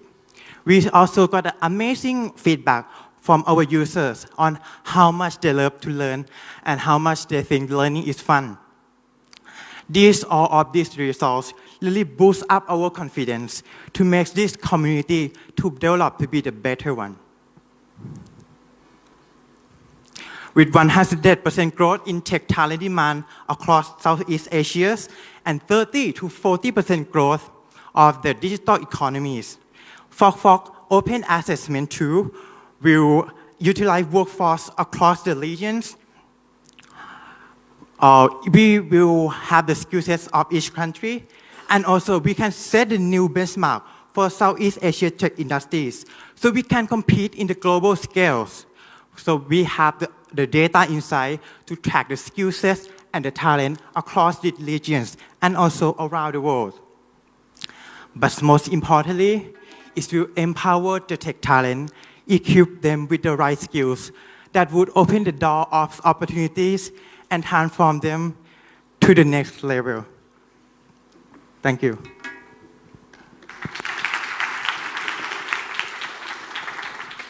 Who would like to go first, please? Are you making revenues yet? Not yet, but we have the talent pool for our pilot product testing, yes. Which is, I said, got 10,000 times in just 6 weeks with the limited number of users. Okay, so then, okay, sorry. Go ahead.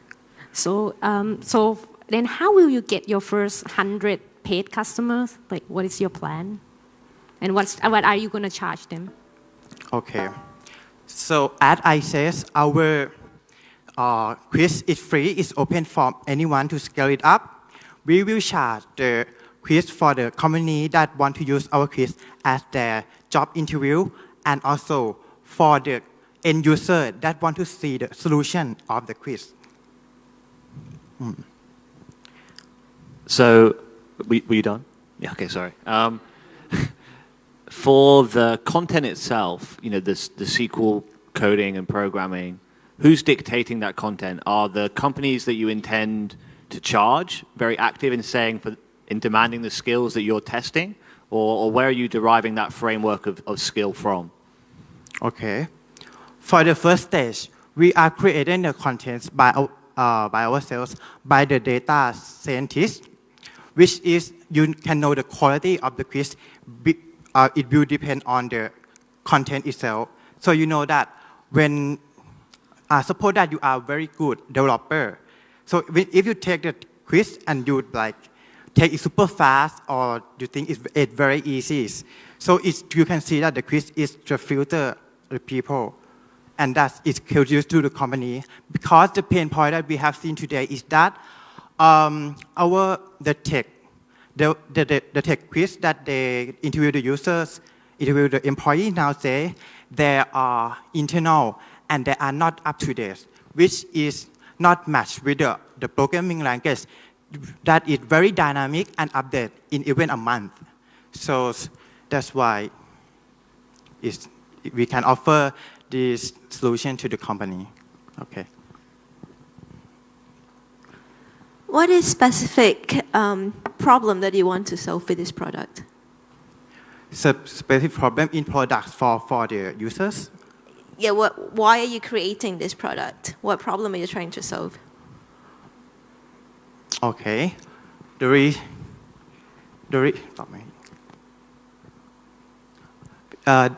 one who, okay. Sorry, I'm here. We try to create the benchmark tool. Yeah, the benchmark tool. That's it. And after that, we will have the data of tech talent that tested. That's really valuable data. But why? Why do you want to create that benchmark? Because I want really to know if we really have the problem here, because everybody tell that we have a tech problem, right? But no one benchmark it yet. What we have right now, no one can answer me that who is the best SQL, who is the best JavaScript developer in Thailand. But after we create this tool, I can answer that question. And after that, we will build a business on that data. Okay, thank you. And also we want to, like I said, build a skill and reskill for people who want to learn. Thank you so much. Yeah, thank Oh, you. wait, One more wait, question. one more. Yeah, just curious though, like how long for each test to complete? I mean, how long does it take for a participant to complete the test? It depends on the quiz, on the quiz generator himself. So you can take like 1 minute of the quiz or like in the 30 seconds. So you can tell that who is the best in the programming of that language. You're telling me that within 1 minute you can judge whether I'm a good programmer or I'm a bad programmer? Let's say like this. I'm the one who create the quiz, and I take 1 minute to solve my own quiz. Surprisingly, when I release this quiz, other developer can solve it in 30 seconds, better than me who create the quiz. So that's something already, and that's really fun when it's tests happen. Okay, thank you so much. Thank you. Okay, now we have Look and Say.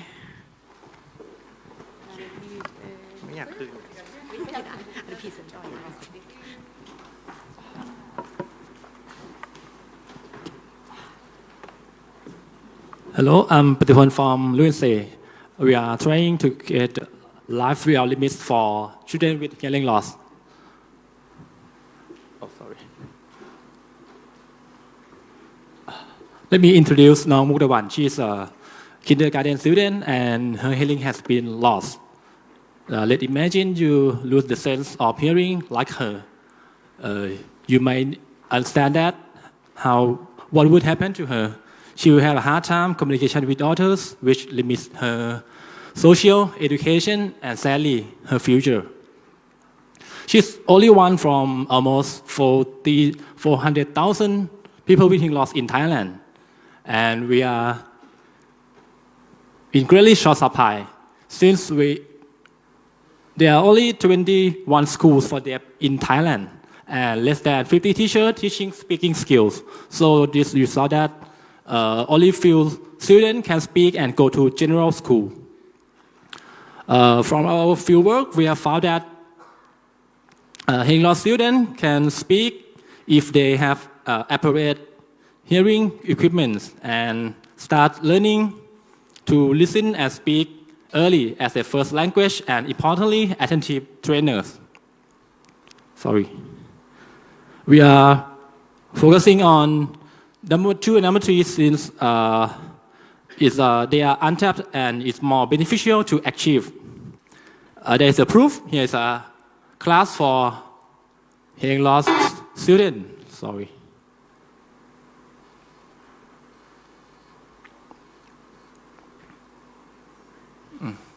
Sorry.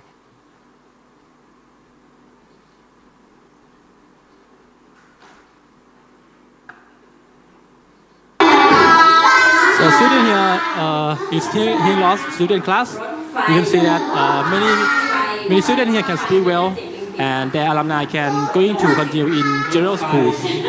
So we believe that it's possible, and we want more education like this. So our ambitious goal is to seeing every hearing loss child can join the grade 1 in general school by providing them enough listening and speaking skill. So for we trying to digitize the teacher know-how for a reason of scaling, we have tried to leverage teachers and tackle the children directly by creating the Look and Say as an app that helps children learn to speak. A child can look how to pronounce a word, try to say, and then get the feedback in real time. But we have found that this way teachers are overloaded for this task, And it's not that practical to let children learn by themselves. So the idea is to make Luensei to empower parents as well to create more supply in the eco. And most parents have strong will to help their child already, and they just don't know how to do. So we come up with 3 things to do. One is to develop a standard learning course. 2 is to improve the Luensei app to work along with the course. And 3, train the parents how to use it. For standard learning course, we will range from basic to advanced lesson together with suitable skill evaluation along the way. And we expect it to be 2-year course. After a child finish it,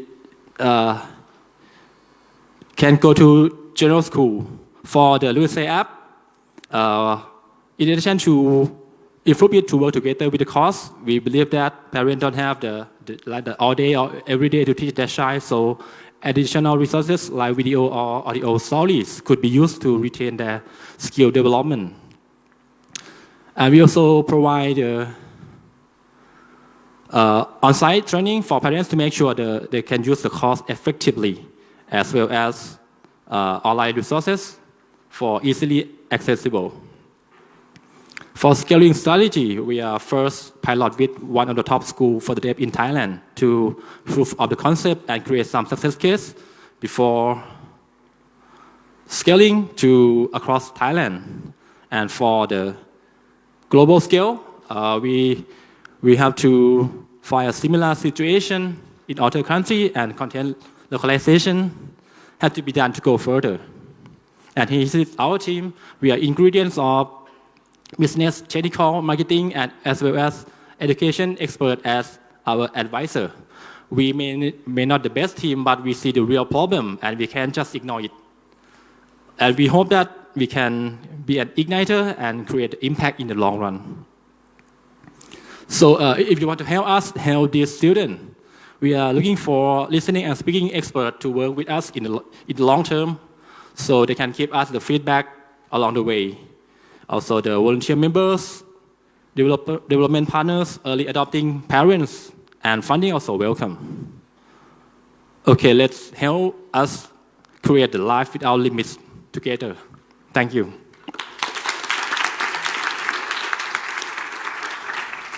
How do you prove learning effectiveness? Actually, there's a standard assessment. We have to work with the expert that help us to create the program and the assessment along the way. And are you making money? No, for now. Actually, we also have many things to. We want many help.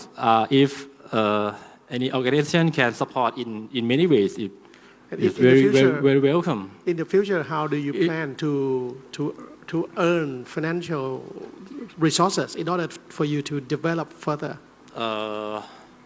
Actually, we try to think about that, but we cannot answer yet because it's very difficult to make money from this field of like this.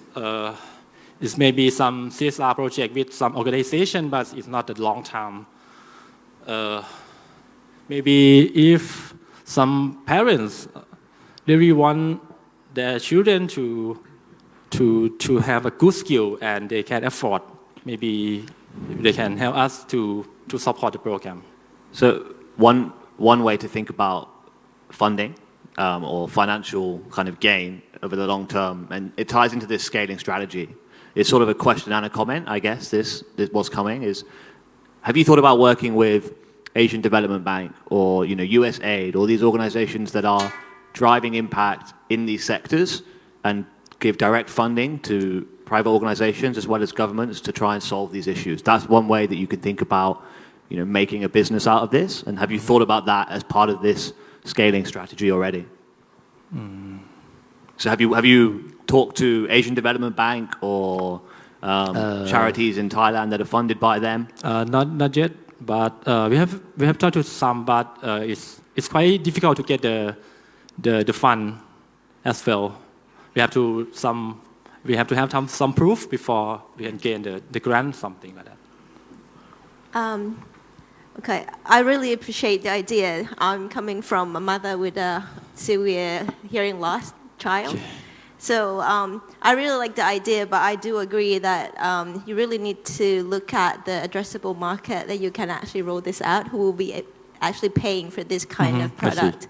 And I think the market of the addressable market, the parents who will pay in Thailand is very limited. You know, the government or some organization, NGOs some of them would be willing to pay for something like this. So that's probably somewhere that you actually have to look for money. Yeah, I really like the idea. Thank you. Any other questions from the judges? No? No good? Okay, great. Thanks so much. Thank you.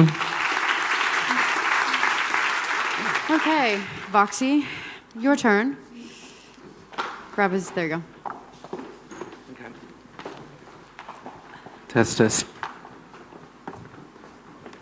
Do you want the other microphone? I can give it to you. No? I didn't know if he was coming up too. Never mind, just kidding. Language is just what brings us together. It allows us to share ideas, build communities, and unite teams. From classrooms to boardrooms, English creates opportunities and open doors. But learning a new language is one of the most challenging things a person can take. It's difficult, it's time-consuming, it's dull, and many of the times, it's boring. สวัสดีครับ ผม Dr. ณัฐพล ครับ from Voxy, Thailand. Today, we have a solution for you, but let's address the key problems and pain points of the market. Did you know we spend around 20% of our annual national budget on education and language development, yet rank among the lowest in the region? Scholars, educators, teachers agree on one thing.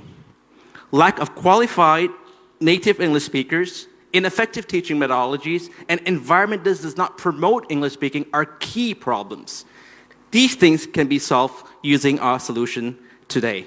A solution with proven success, where 96% of our learners improve English by one proficiency level in less than 12 weeks. We do this by combining AI machine learning blended with highly qualified native speakers. At its core, we do this through three elements. Personalized courses allows learners to learn English based on their needs and interests. Content from real-world media partners, BBC, The Nation, Krungthep Churkit, Forbes, Bloomberg, so you can relate to daily life. Everything comes with highly qualified native speakers, fully reportable, monitorable, and affordable. Our solution can be accessed through both web page learning and also mobile app. Our teachers are 24/7, giving the flexibility to learn at your time. We know that each individual requires different type of learning or learning journey. That's why there's a right course for every individual. We have courses from basic beginner's English, intermediate, advanced, test prep, or even career-aligned specific English courses. Cloud-based solves the problem of space and time. Our professional teachers are available 24/7. All our teachers are highly qualified, native English speaker holding at least Masters of Teaching English or CELTA and up to at least 5 years teaching experience. Many have questioned us, what does it mean by authentic content? I'd like you to take attention to the news that was reported yesterday. Yes, Brexit is delayed again. Write that one course, we make a micro lessons not more than 12 minutes long. Each course has 3 activities, different activities for different individuals based on their English proficiency level, because we believe that each person's strengths and weakness within their English proficiency level also differs. Moreover, while there are many online platforms, many video-based learning, many one-way-based learning, studies have shown that the best way to learn a language is through combining a blended learning principles. Voxy uses these proven principles. Unlimited usage of AI-based, up to 30 group classes of native English-speaking classes every month. Learners are also able to track their progress. Our VPA, our internal English proficiency, is mapped to global standards, be it TOEFL, be it IELTS, or be it TOEIC. We know we're at the right pace, right place, and time, because the market tells us so, an annual growth of 6%. Our target is to transform up to 1 million users in the next 3 years.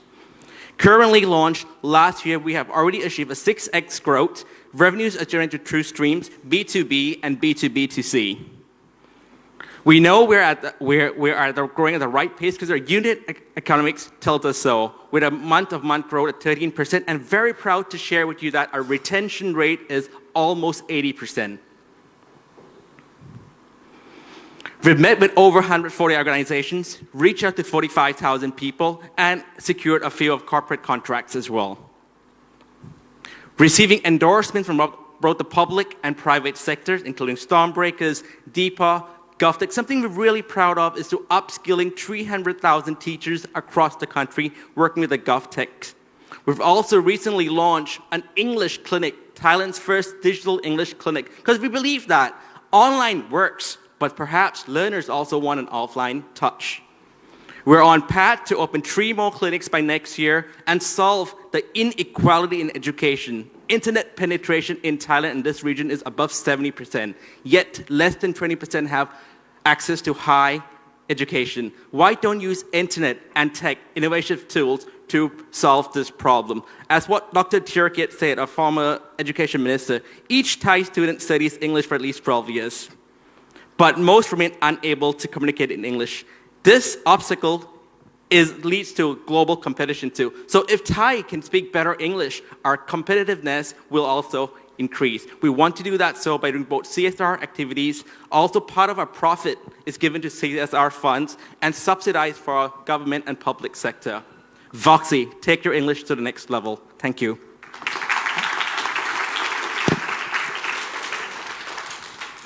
Fantastic. Who would like to begin? Hi there. I'm going to take questions. Yeah, of course. I have to figure out who's the first one to ask a question. Don't all go at once. So Please, I'll just ask a quick one. So you talked about your matrix of competitors. How does your price point compare? How much cheaper is it? And a kind of a follow-on question to that is, are you seeing customers move from your competitors' platforms to your platform, or is it all net new users? Okay. The answer to that is quite simple. We're very focused on a different sector of the market to our direct competitors offering blended solutions. So essentially, we are really focused on B2B and business organization. And the only real way that we tap into the B2C market is B2B2C. So we don't spend enormous amounts of money on marketing. What we do invest our money into is additional support. So we have bilingual teacher support. We have the Voxy Clinic here, where people can, without having experience in the past from traditional schooling, have the guidance that they need that they're lacking from some other platforms, because they do still need that human element, and they're maybe not familiar with using self-study or having to self-motivate themselves. So blending those two things has been really important to customer acquisition. So making sure that we're meeting the needs of the organizations and then implementing it and them seeing the results has led to good word of mouth between the companies and then traction. So yes, ultimately, we have been basically taking customers from other solutions that are not doing these things and do have a higher price point because they're investing lots of money into marketing and other things which we're not doing. So yeah, we can achieve a price point on a larger scale of only a few hundred baht. And that's inclusive of all the live instruction, so 30 classes a month, and the full access to all of the AI courses. And uniquely, we do have the ability to create sort of custom courses for these clients as well. So because we have the large network of students around the world, we've got about 5 million active learners, we can provide 24-hour learning, so it's great for hospitals, hotels, all this kind of stuff. But also means that we can keep that price really, really low because of the huge volume of students.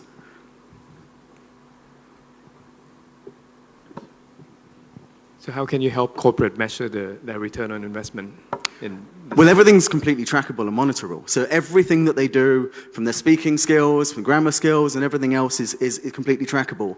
So when we initiate a contract with a corporate, it's really, really important that we identify the KPIs and exactly what their goal is. Not just that they need to get to TOEIC level 650, but the actual results that the company needs, the things that people need to be able to do in their actual careers. So part of what we do with our corporate contracts, for example, is also include free workshops with a human being going in there to add extra elements. So it's task-based learning, role-play-based learning, and we can assess on that point as well. Are they learning and able to use those skills in a practical sense? So yeah, we can provide those results to corporates. Great. Anyone else? Did you? Mm-hmm. Can you elaborate a little bit on when you said you have trained 300,000 teachers in Thailand? That's a project yet to come. So that was the reason why we were chosen by GovTech last year, and it's a project that we're working on with them right now. It's starting in the south and then moving upwards. So yeah, it's a long-term project, but yeah, it's just begun. So we haven't done that yet. We're in the process of creating that solution. And how do you plan to do that? Well, realistically, it is obviously a challenge. So we're working now with Krusapa, Ministry of Education, and then with GovTech themselves to get it implemented. But essentially, because of the size of the platform, because of the teachers that we have, the amount of teachers, we have teacher training courses already. We've got all the things we need to scale to the project of that size. We can be cost-effective enough to doing it. It's just jumping through the hoops to get to that stage we're in now. Fantastic. Any final questions? We all good? Okay. Yes. So how are you going to prevent someone else to come into the same space and deliver the same value proposition that you are providing right now? Well, the truth is we can never stop a competitor. And I wouldn't want to think that anybody here is set in that mindset that we want to stop a competitor if they have the same goal as we do is to transform lives and make a difference. But what we do, and the reason we've had the success that we have, is we listen to the people that we're going to be working with. So we've listened to the universities, we've listened to companies, and we've created a solution that exactly meets their needs. And we continue to keep doing that. We continue to keep adding more and more support services and things that really make a difference to the learning journeys that people are on, maximizing the ROI, maximizing the results. And I believe as long as we keep doing that, and the more we grow, obviously our costing goes down, and we reflect that in our pricing, we'll stay where we are and we'll continue to grow. Great. Oh, yeah, please. Do you own the underlying technology? And, No, we don't. But we were approached directly by Voxy headquarters in New York. So it's headquartered in New York, specifically because we have the expertise to make it happen over here. It's not just a channel partner agreement. We are very much co-developing it for this region. So a lot of the courses that we're working on here, making custom content, adding language ability, adding media partners, so on and so forth, we are very much in control of and work directly with. So no, we're not the patent holder of the technology, but we are making the difference that's necessary for over here. Voxy headquarters are very, very aware that they don't have that expertise, they don't have the ability to do it in the way that we want to do it, the way that we want to make a big difference. So no, we're very much in partnership with them. And how are you planning to enhance your ownership of the technology and strengthening your underlying assets? Absolutely. It's a great question. This for us was the first step of a journey. And what we are doing now is developing our own platform that this will be integrated within and adding, again, extra services we've identified that need to be added that could add value. So be it video-based content, be it all kinds of other things that we can add, be it extra languages, extra skill sets to create one master platform that this just becomes a significant part of, but only part of. I'd like to add to that. This is the first phase. It's a proof of concept that actually online studying works. When we have identified that online working works, sky's the limit. Fantastic. Thank you so much. Thank you. Okay, next we have WeSpace, who's coming on that side. If you guys hand her the microphone. Perfect. Thank you so much.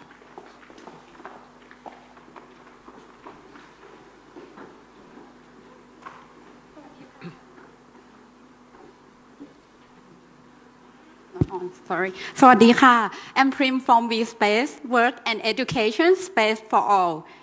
Ladies and gentlemen, what do you want to be when you grow up? You might think this is a difficult question. Well, you are not the only one. Due to our research on 1,000 students, we found that the students are facing decision-making difficulty about their life and career goal. And all these problems, they have the common cause, which is from low self-understanding. Fortunately, with our study and applied research, we introduce you the 4E modules on vSpace. The first one is evaluate, to reflect yourself. Second one is the explore, to get to know more about the career possibility. And the third one is experience, to develop oneself. And last but not least, the empower. We connect user with workplace through our partner. And here is the user journey on vSpace. Starting from taking the assessment developed by our research team. It will identify your difficulty and then send you to the right solution and help you develop yourself until you can achieve your goal. vSpace officially launched in July this year, and right now we have 250,000 users on our website. We also have raised 2.5 million from the Ministry of Science, VC, and also right now we are expecting the grant from the US. And what is interesting the most is that it is the first time in Thailand that we can see the data about how students think and feel. For example, look at this data. We know that the student is quite confident, happy, but a little bit confused after use vSpace because it's the first time that they have to reflect themselves. And also, if I was the university executive, I will open a school for the game design and esports for sure. We want to reduce inequality, so we have everyone use vSpace with free of charge. However, in order to sustain, we also have these value-added features to create an organic income from company, university, and also the government agent. And our goal is to create social impact. So for individual, we want to enhance self-understanding and also help them pursue higher education or self-development. For the society, we enable quality education for everyone equally. For the industry, we also help them find the right man with competent skill. And for the country and this world, we will all have more of innovative solution created by the one who love and good at their job. We don't have to wait until 2030 to achieve the UN Sustainable Development Goal number 4 and 8.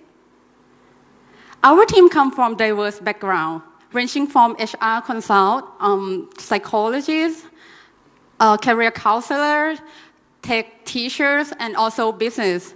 We combine our expertise together to transform education in Thailand, starting from doing a research for the Ministry of Education to design the competency curriculum for the student, until we also develop some technology to enhance learning for everyone. We believe that vSpace is not just a new technology or a new teaching tool, because vSpace gives purpose in learning and make it lifelong. And we see 30,000 schools across Thailand where the student will not have to study for GPA anymore, but study for something that is meaningful for their life and career goal. I have a wonderful journey by creating vSpace, and I hope the student will have an amazing journey and live a meaningful life.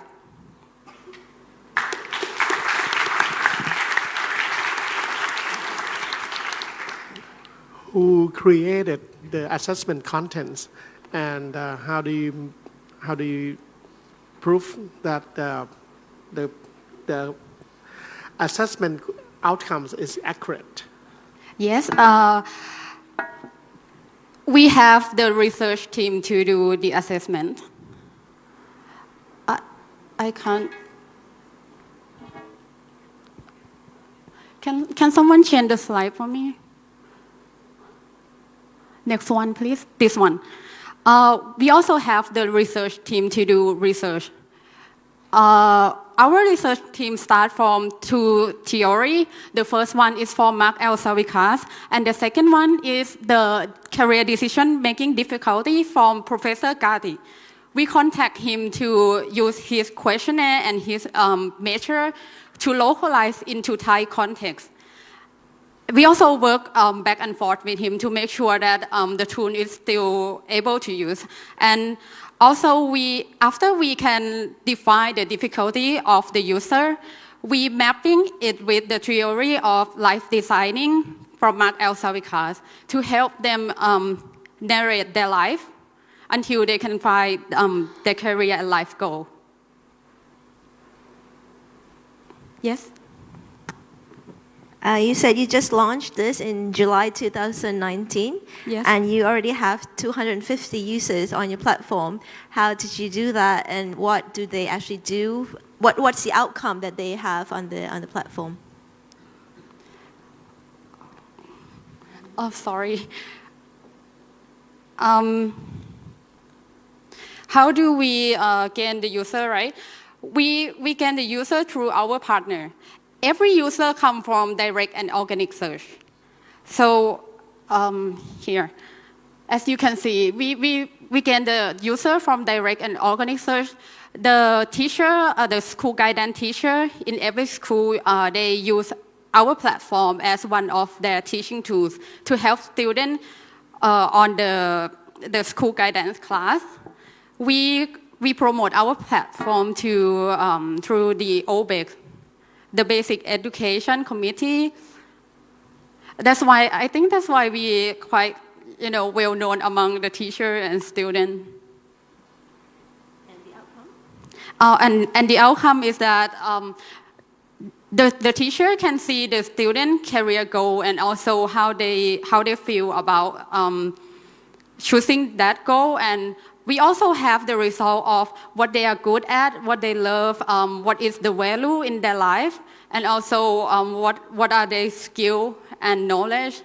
We also have all of the data, and right now we just introduced the new feature which can print out all the data, so the student can print out and give that to the teacher or to their parents. Do you want one final question? Hi. I can see that you have secured many partnerships. What are the economics and benefits for you and for them? I think I seen one of your slides, but I not quite get it yet. What are economics benefits between partnerships? This one. Okay, we want to reduce inequality, so we kind of like B2B2C. So the consumer don't have to pay anything, but we want to sustain. So we also make money from the data dashboard. For example, the university hired to create a dashboard for them so that they can see the overview of their student. I mean, right now in Thailand, the university know only the GPA of the student, right?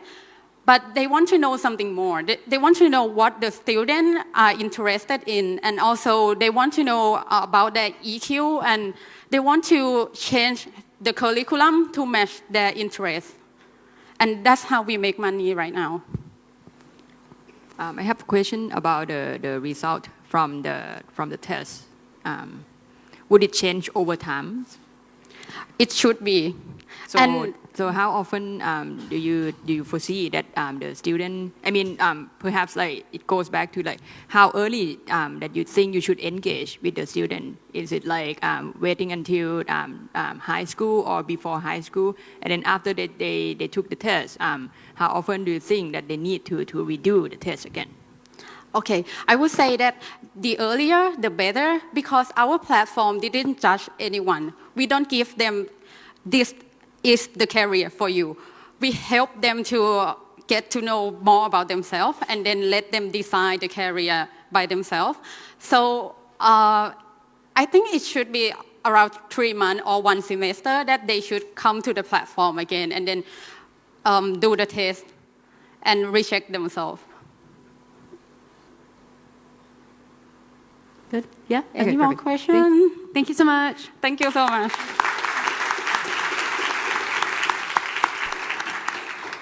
Okay, so for our final presentation, we do know that we're running slightly over time. We will be doing a bit of a change so we can have some fun animations. Yeah. All good? Thanks. Yeah? I think we're almost ready. I cannot use clicker, right? No. So you have to either read minds or say next. Okay, perfect.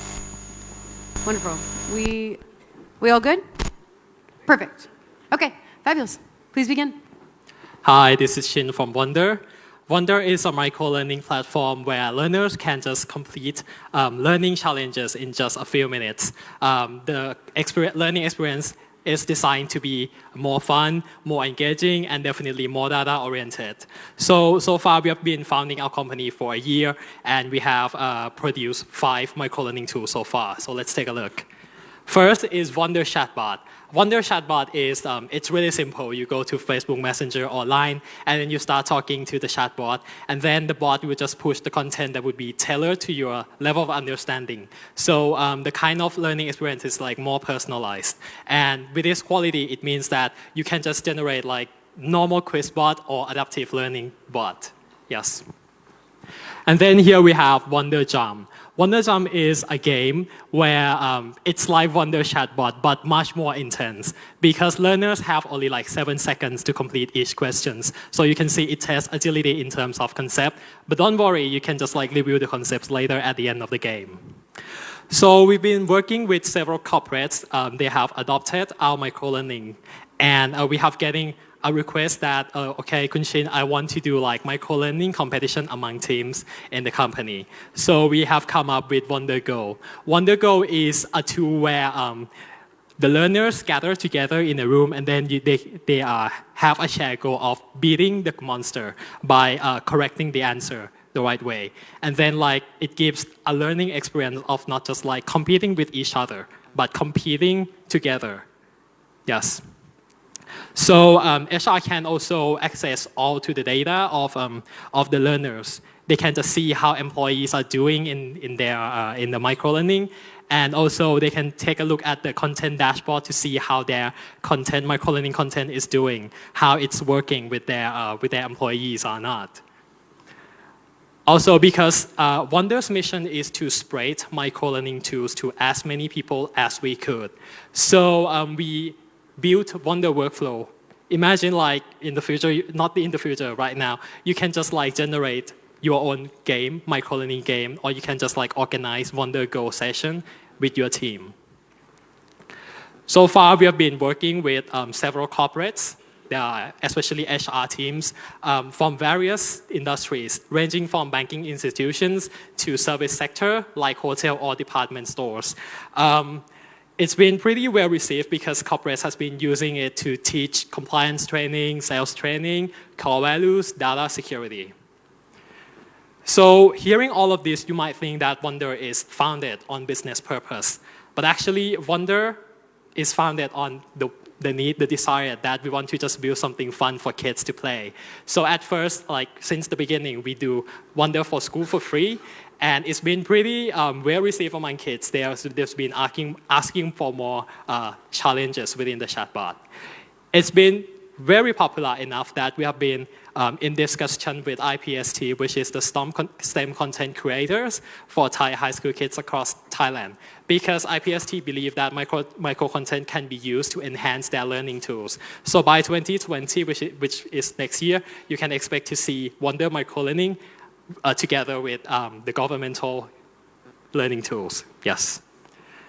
So far it's been a rough ride for us, and we have been very fortunate to be working with a lot of talents ranging from different backgrounds. They are there.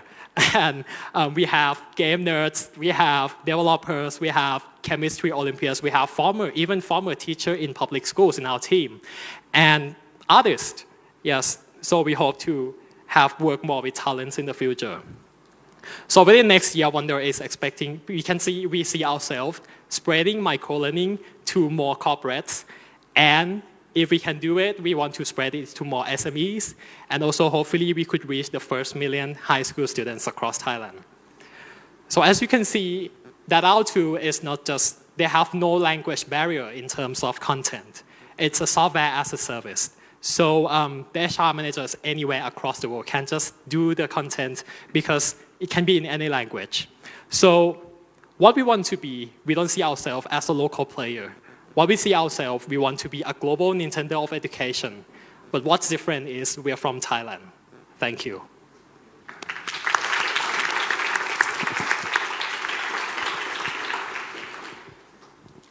So I have two questions, but the first question just needs a yes or no answer, and then I'll ask the second question. So the 1 million students with IPST, are they paying you for that? Yes. Okay, good. And then the second question is, in terms of your global strategy or your international strategy, yes. Do you think that the games are or will be perceived as patronizing in other countries, like in terms of the content, or do you think this is something that would be embraced by learners all over the world? I think before like going to each market, we need to first think of like what the problem is, because Wonder has been well received in Thailand because we focus first on the pain, not just like, okay, I just want to build a company and do games. It's because we understand the problems first. What is the student's pain point, right? And then like you can see at first it's not game at all, it's just chatbot, because we want to make something that can engage more students. You can see like Wonder is different because it's different from typical e-learning because you have to constantly reacting. So it means that you cannot sit passive, right? So if in terms of international strategy, what kind of like country we're going to go to, first we're going to need to understand first what is their pain point. If they share the same pain point as us, probably it could be well received among them, like Kahoot, right? Kahoot is a game as well, and like it's pretty well received among universities across the world. Yeah, and I hope we can do that as well. Yeah. Yes. So the learners' feedback that the learners can actually give on this platform, in which format that they can actually give. So sorry the again. Feedback from the learners. The learners, right? Yes. Okay. Be like true or false, or what kind of feedback that the learner can give. Okay, so first Wonder for School. When we launched the first product, we're not even sure that this product would be well received among kids yet. So, and we don't have a lot of money then. So we launched just like a really small prototype, and then we just like put it there on the social media, and then we post on Instagram, on like one page Instagram, and then it became really viral because we got around like 3,000 of kids playing organic growth within our product. And then we put this link within the chatbot, which is a survey that they can just go through there or not. And they ask like, what kind of content do you want more from us? And then we receive around like 6,000 of requests from kids within the chatbot that, oh, I want more like physics, I want more like French, I want more law. And then we kind of like know that, oh, maybe this might work. And then in terms of for business, there are lots of HR managers who came to ask me like, approach me that because their kids use Wonder for School. So they let their parents use it, and their parents go, oh my God, this is really great. Even like the Kasikorn Bank HR manager, she herself play history microlearning in our chatbot. So that's how we got the deals. Can I say that your platform is content-based rather than other kind of skills development? It's content-based, yes. But what we provide is not just content. We provide a tool. So it means like if HR have their own contents and they can just and they just want to produce their own microlearning, they can just go to Wonder workflow and they just generate the content by themselves. Thank you. Yeah. I just want to follow up from that question. Are there times when the users are expected to answer from their own knowledge instead of just requesting more information? You mean like if they want to know more? Are they expected to learn more? Certain information into the chatbot? Right. You mean like to give feedback into the product? Like you ask them question, and they need to answer in order to proceed. Your question is? Other times when you ask question, Yeah. and they need to think Yeah. and input the answer into the Yes. chatbot. True. Yes. It works like that. So yeah. It works like that. Yes. But from the screen, it's like they are sitting there requesting information from the bot. No, they need to react to the bot. It's not just like, oh, bot says this and they're just like, okay. No, they need to answer to the bot as well, and then the bot will push the content that would suit to their level of understanding. Because if you answer like one question, because it's adaptive content, so when you press this button and the other one press the other button, it could end up in different flows in the bot. Yeah, so it's not just like reading, like passive reading.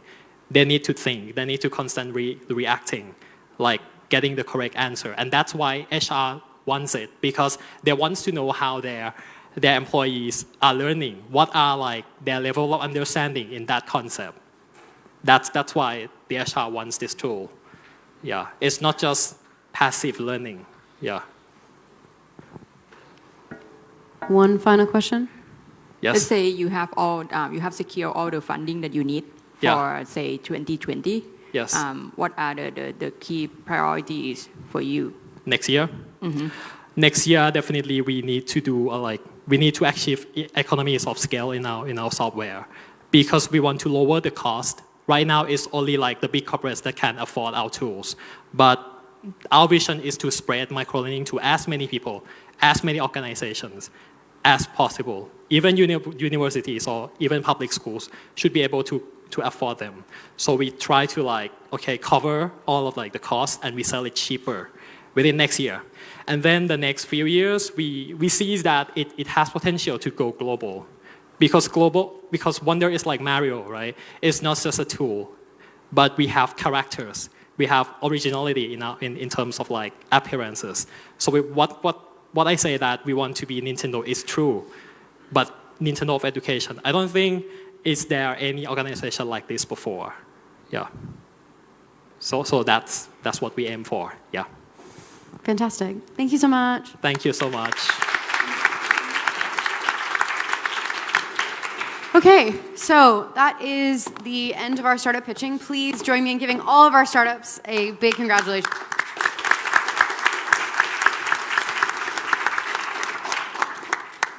This is a reminder to vote, so make sure to finalize your last couple startups using Mentimeter.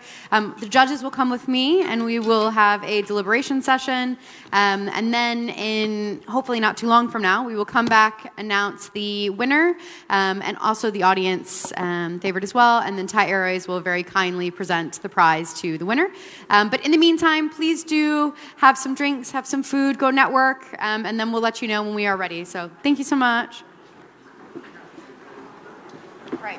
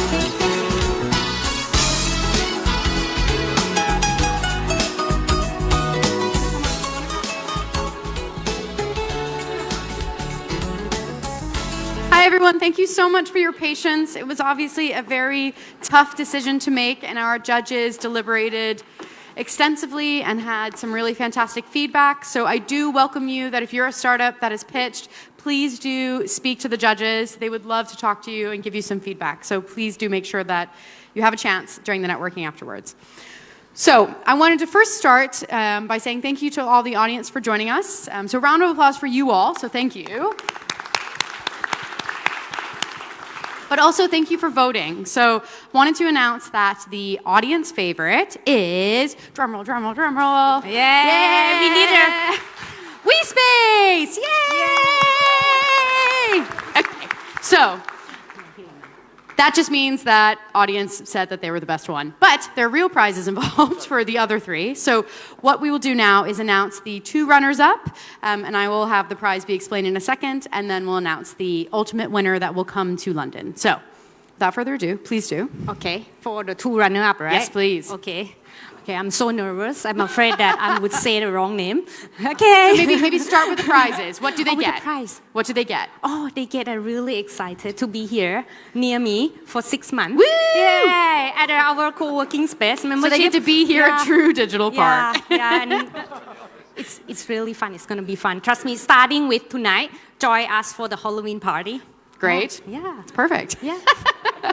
Perfect. So Okay. the 2 runners-up are... Okay, drum roll, can you help me with some sound effect? Okay. It's Open Durance and WeSpace. Woo! So where are you? Please come up, WeSpace and Open Durian. So if you... Yes, please. Yeah. Sorry, we forgot our props. Okay. You get... Please do. You get this very large piece of cardboard. My big boss. Here you go. Please come up, both. พี่เอกธนสร Here you go. พี่ธนสรใจดี And President the of other Studio one? Park. Sorry, can I get the other? Please do come up. Congratulations. Thank you very much. I'll just take all 3. One more. One more. Okay. Yeah, I got it. This is for you. We're just going to have everyone stand on stage for a picture. So, okay. And then the... Yeah. Oh, okay. Yeah. Michelle, you can swap. Oh, just kidding. Sorry. Awkward. Okay. Why don't you hold this and then I won't keep ruining it. Okay. So, without further ado, who's coming to London for EdTechX? Oh, I'm so excited. Please pack me into the luggage.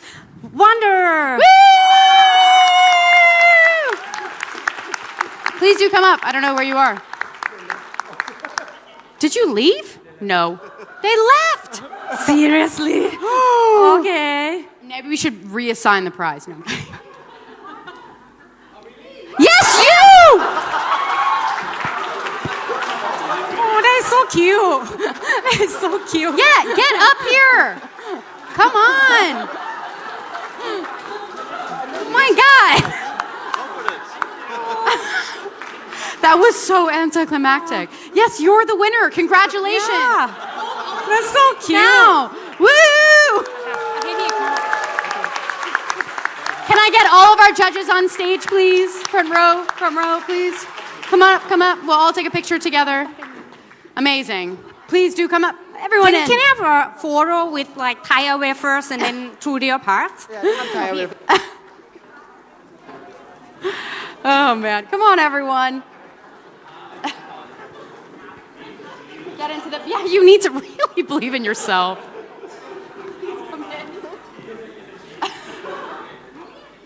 everyone look really happy. 3, 2, 1.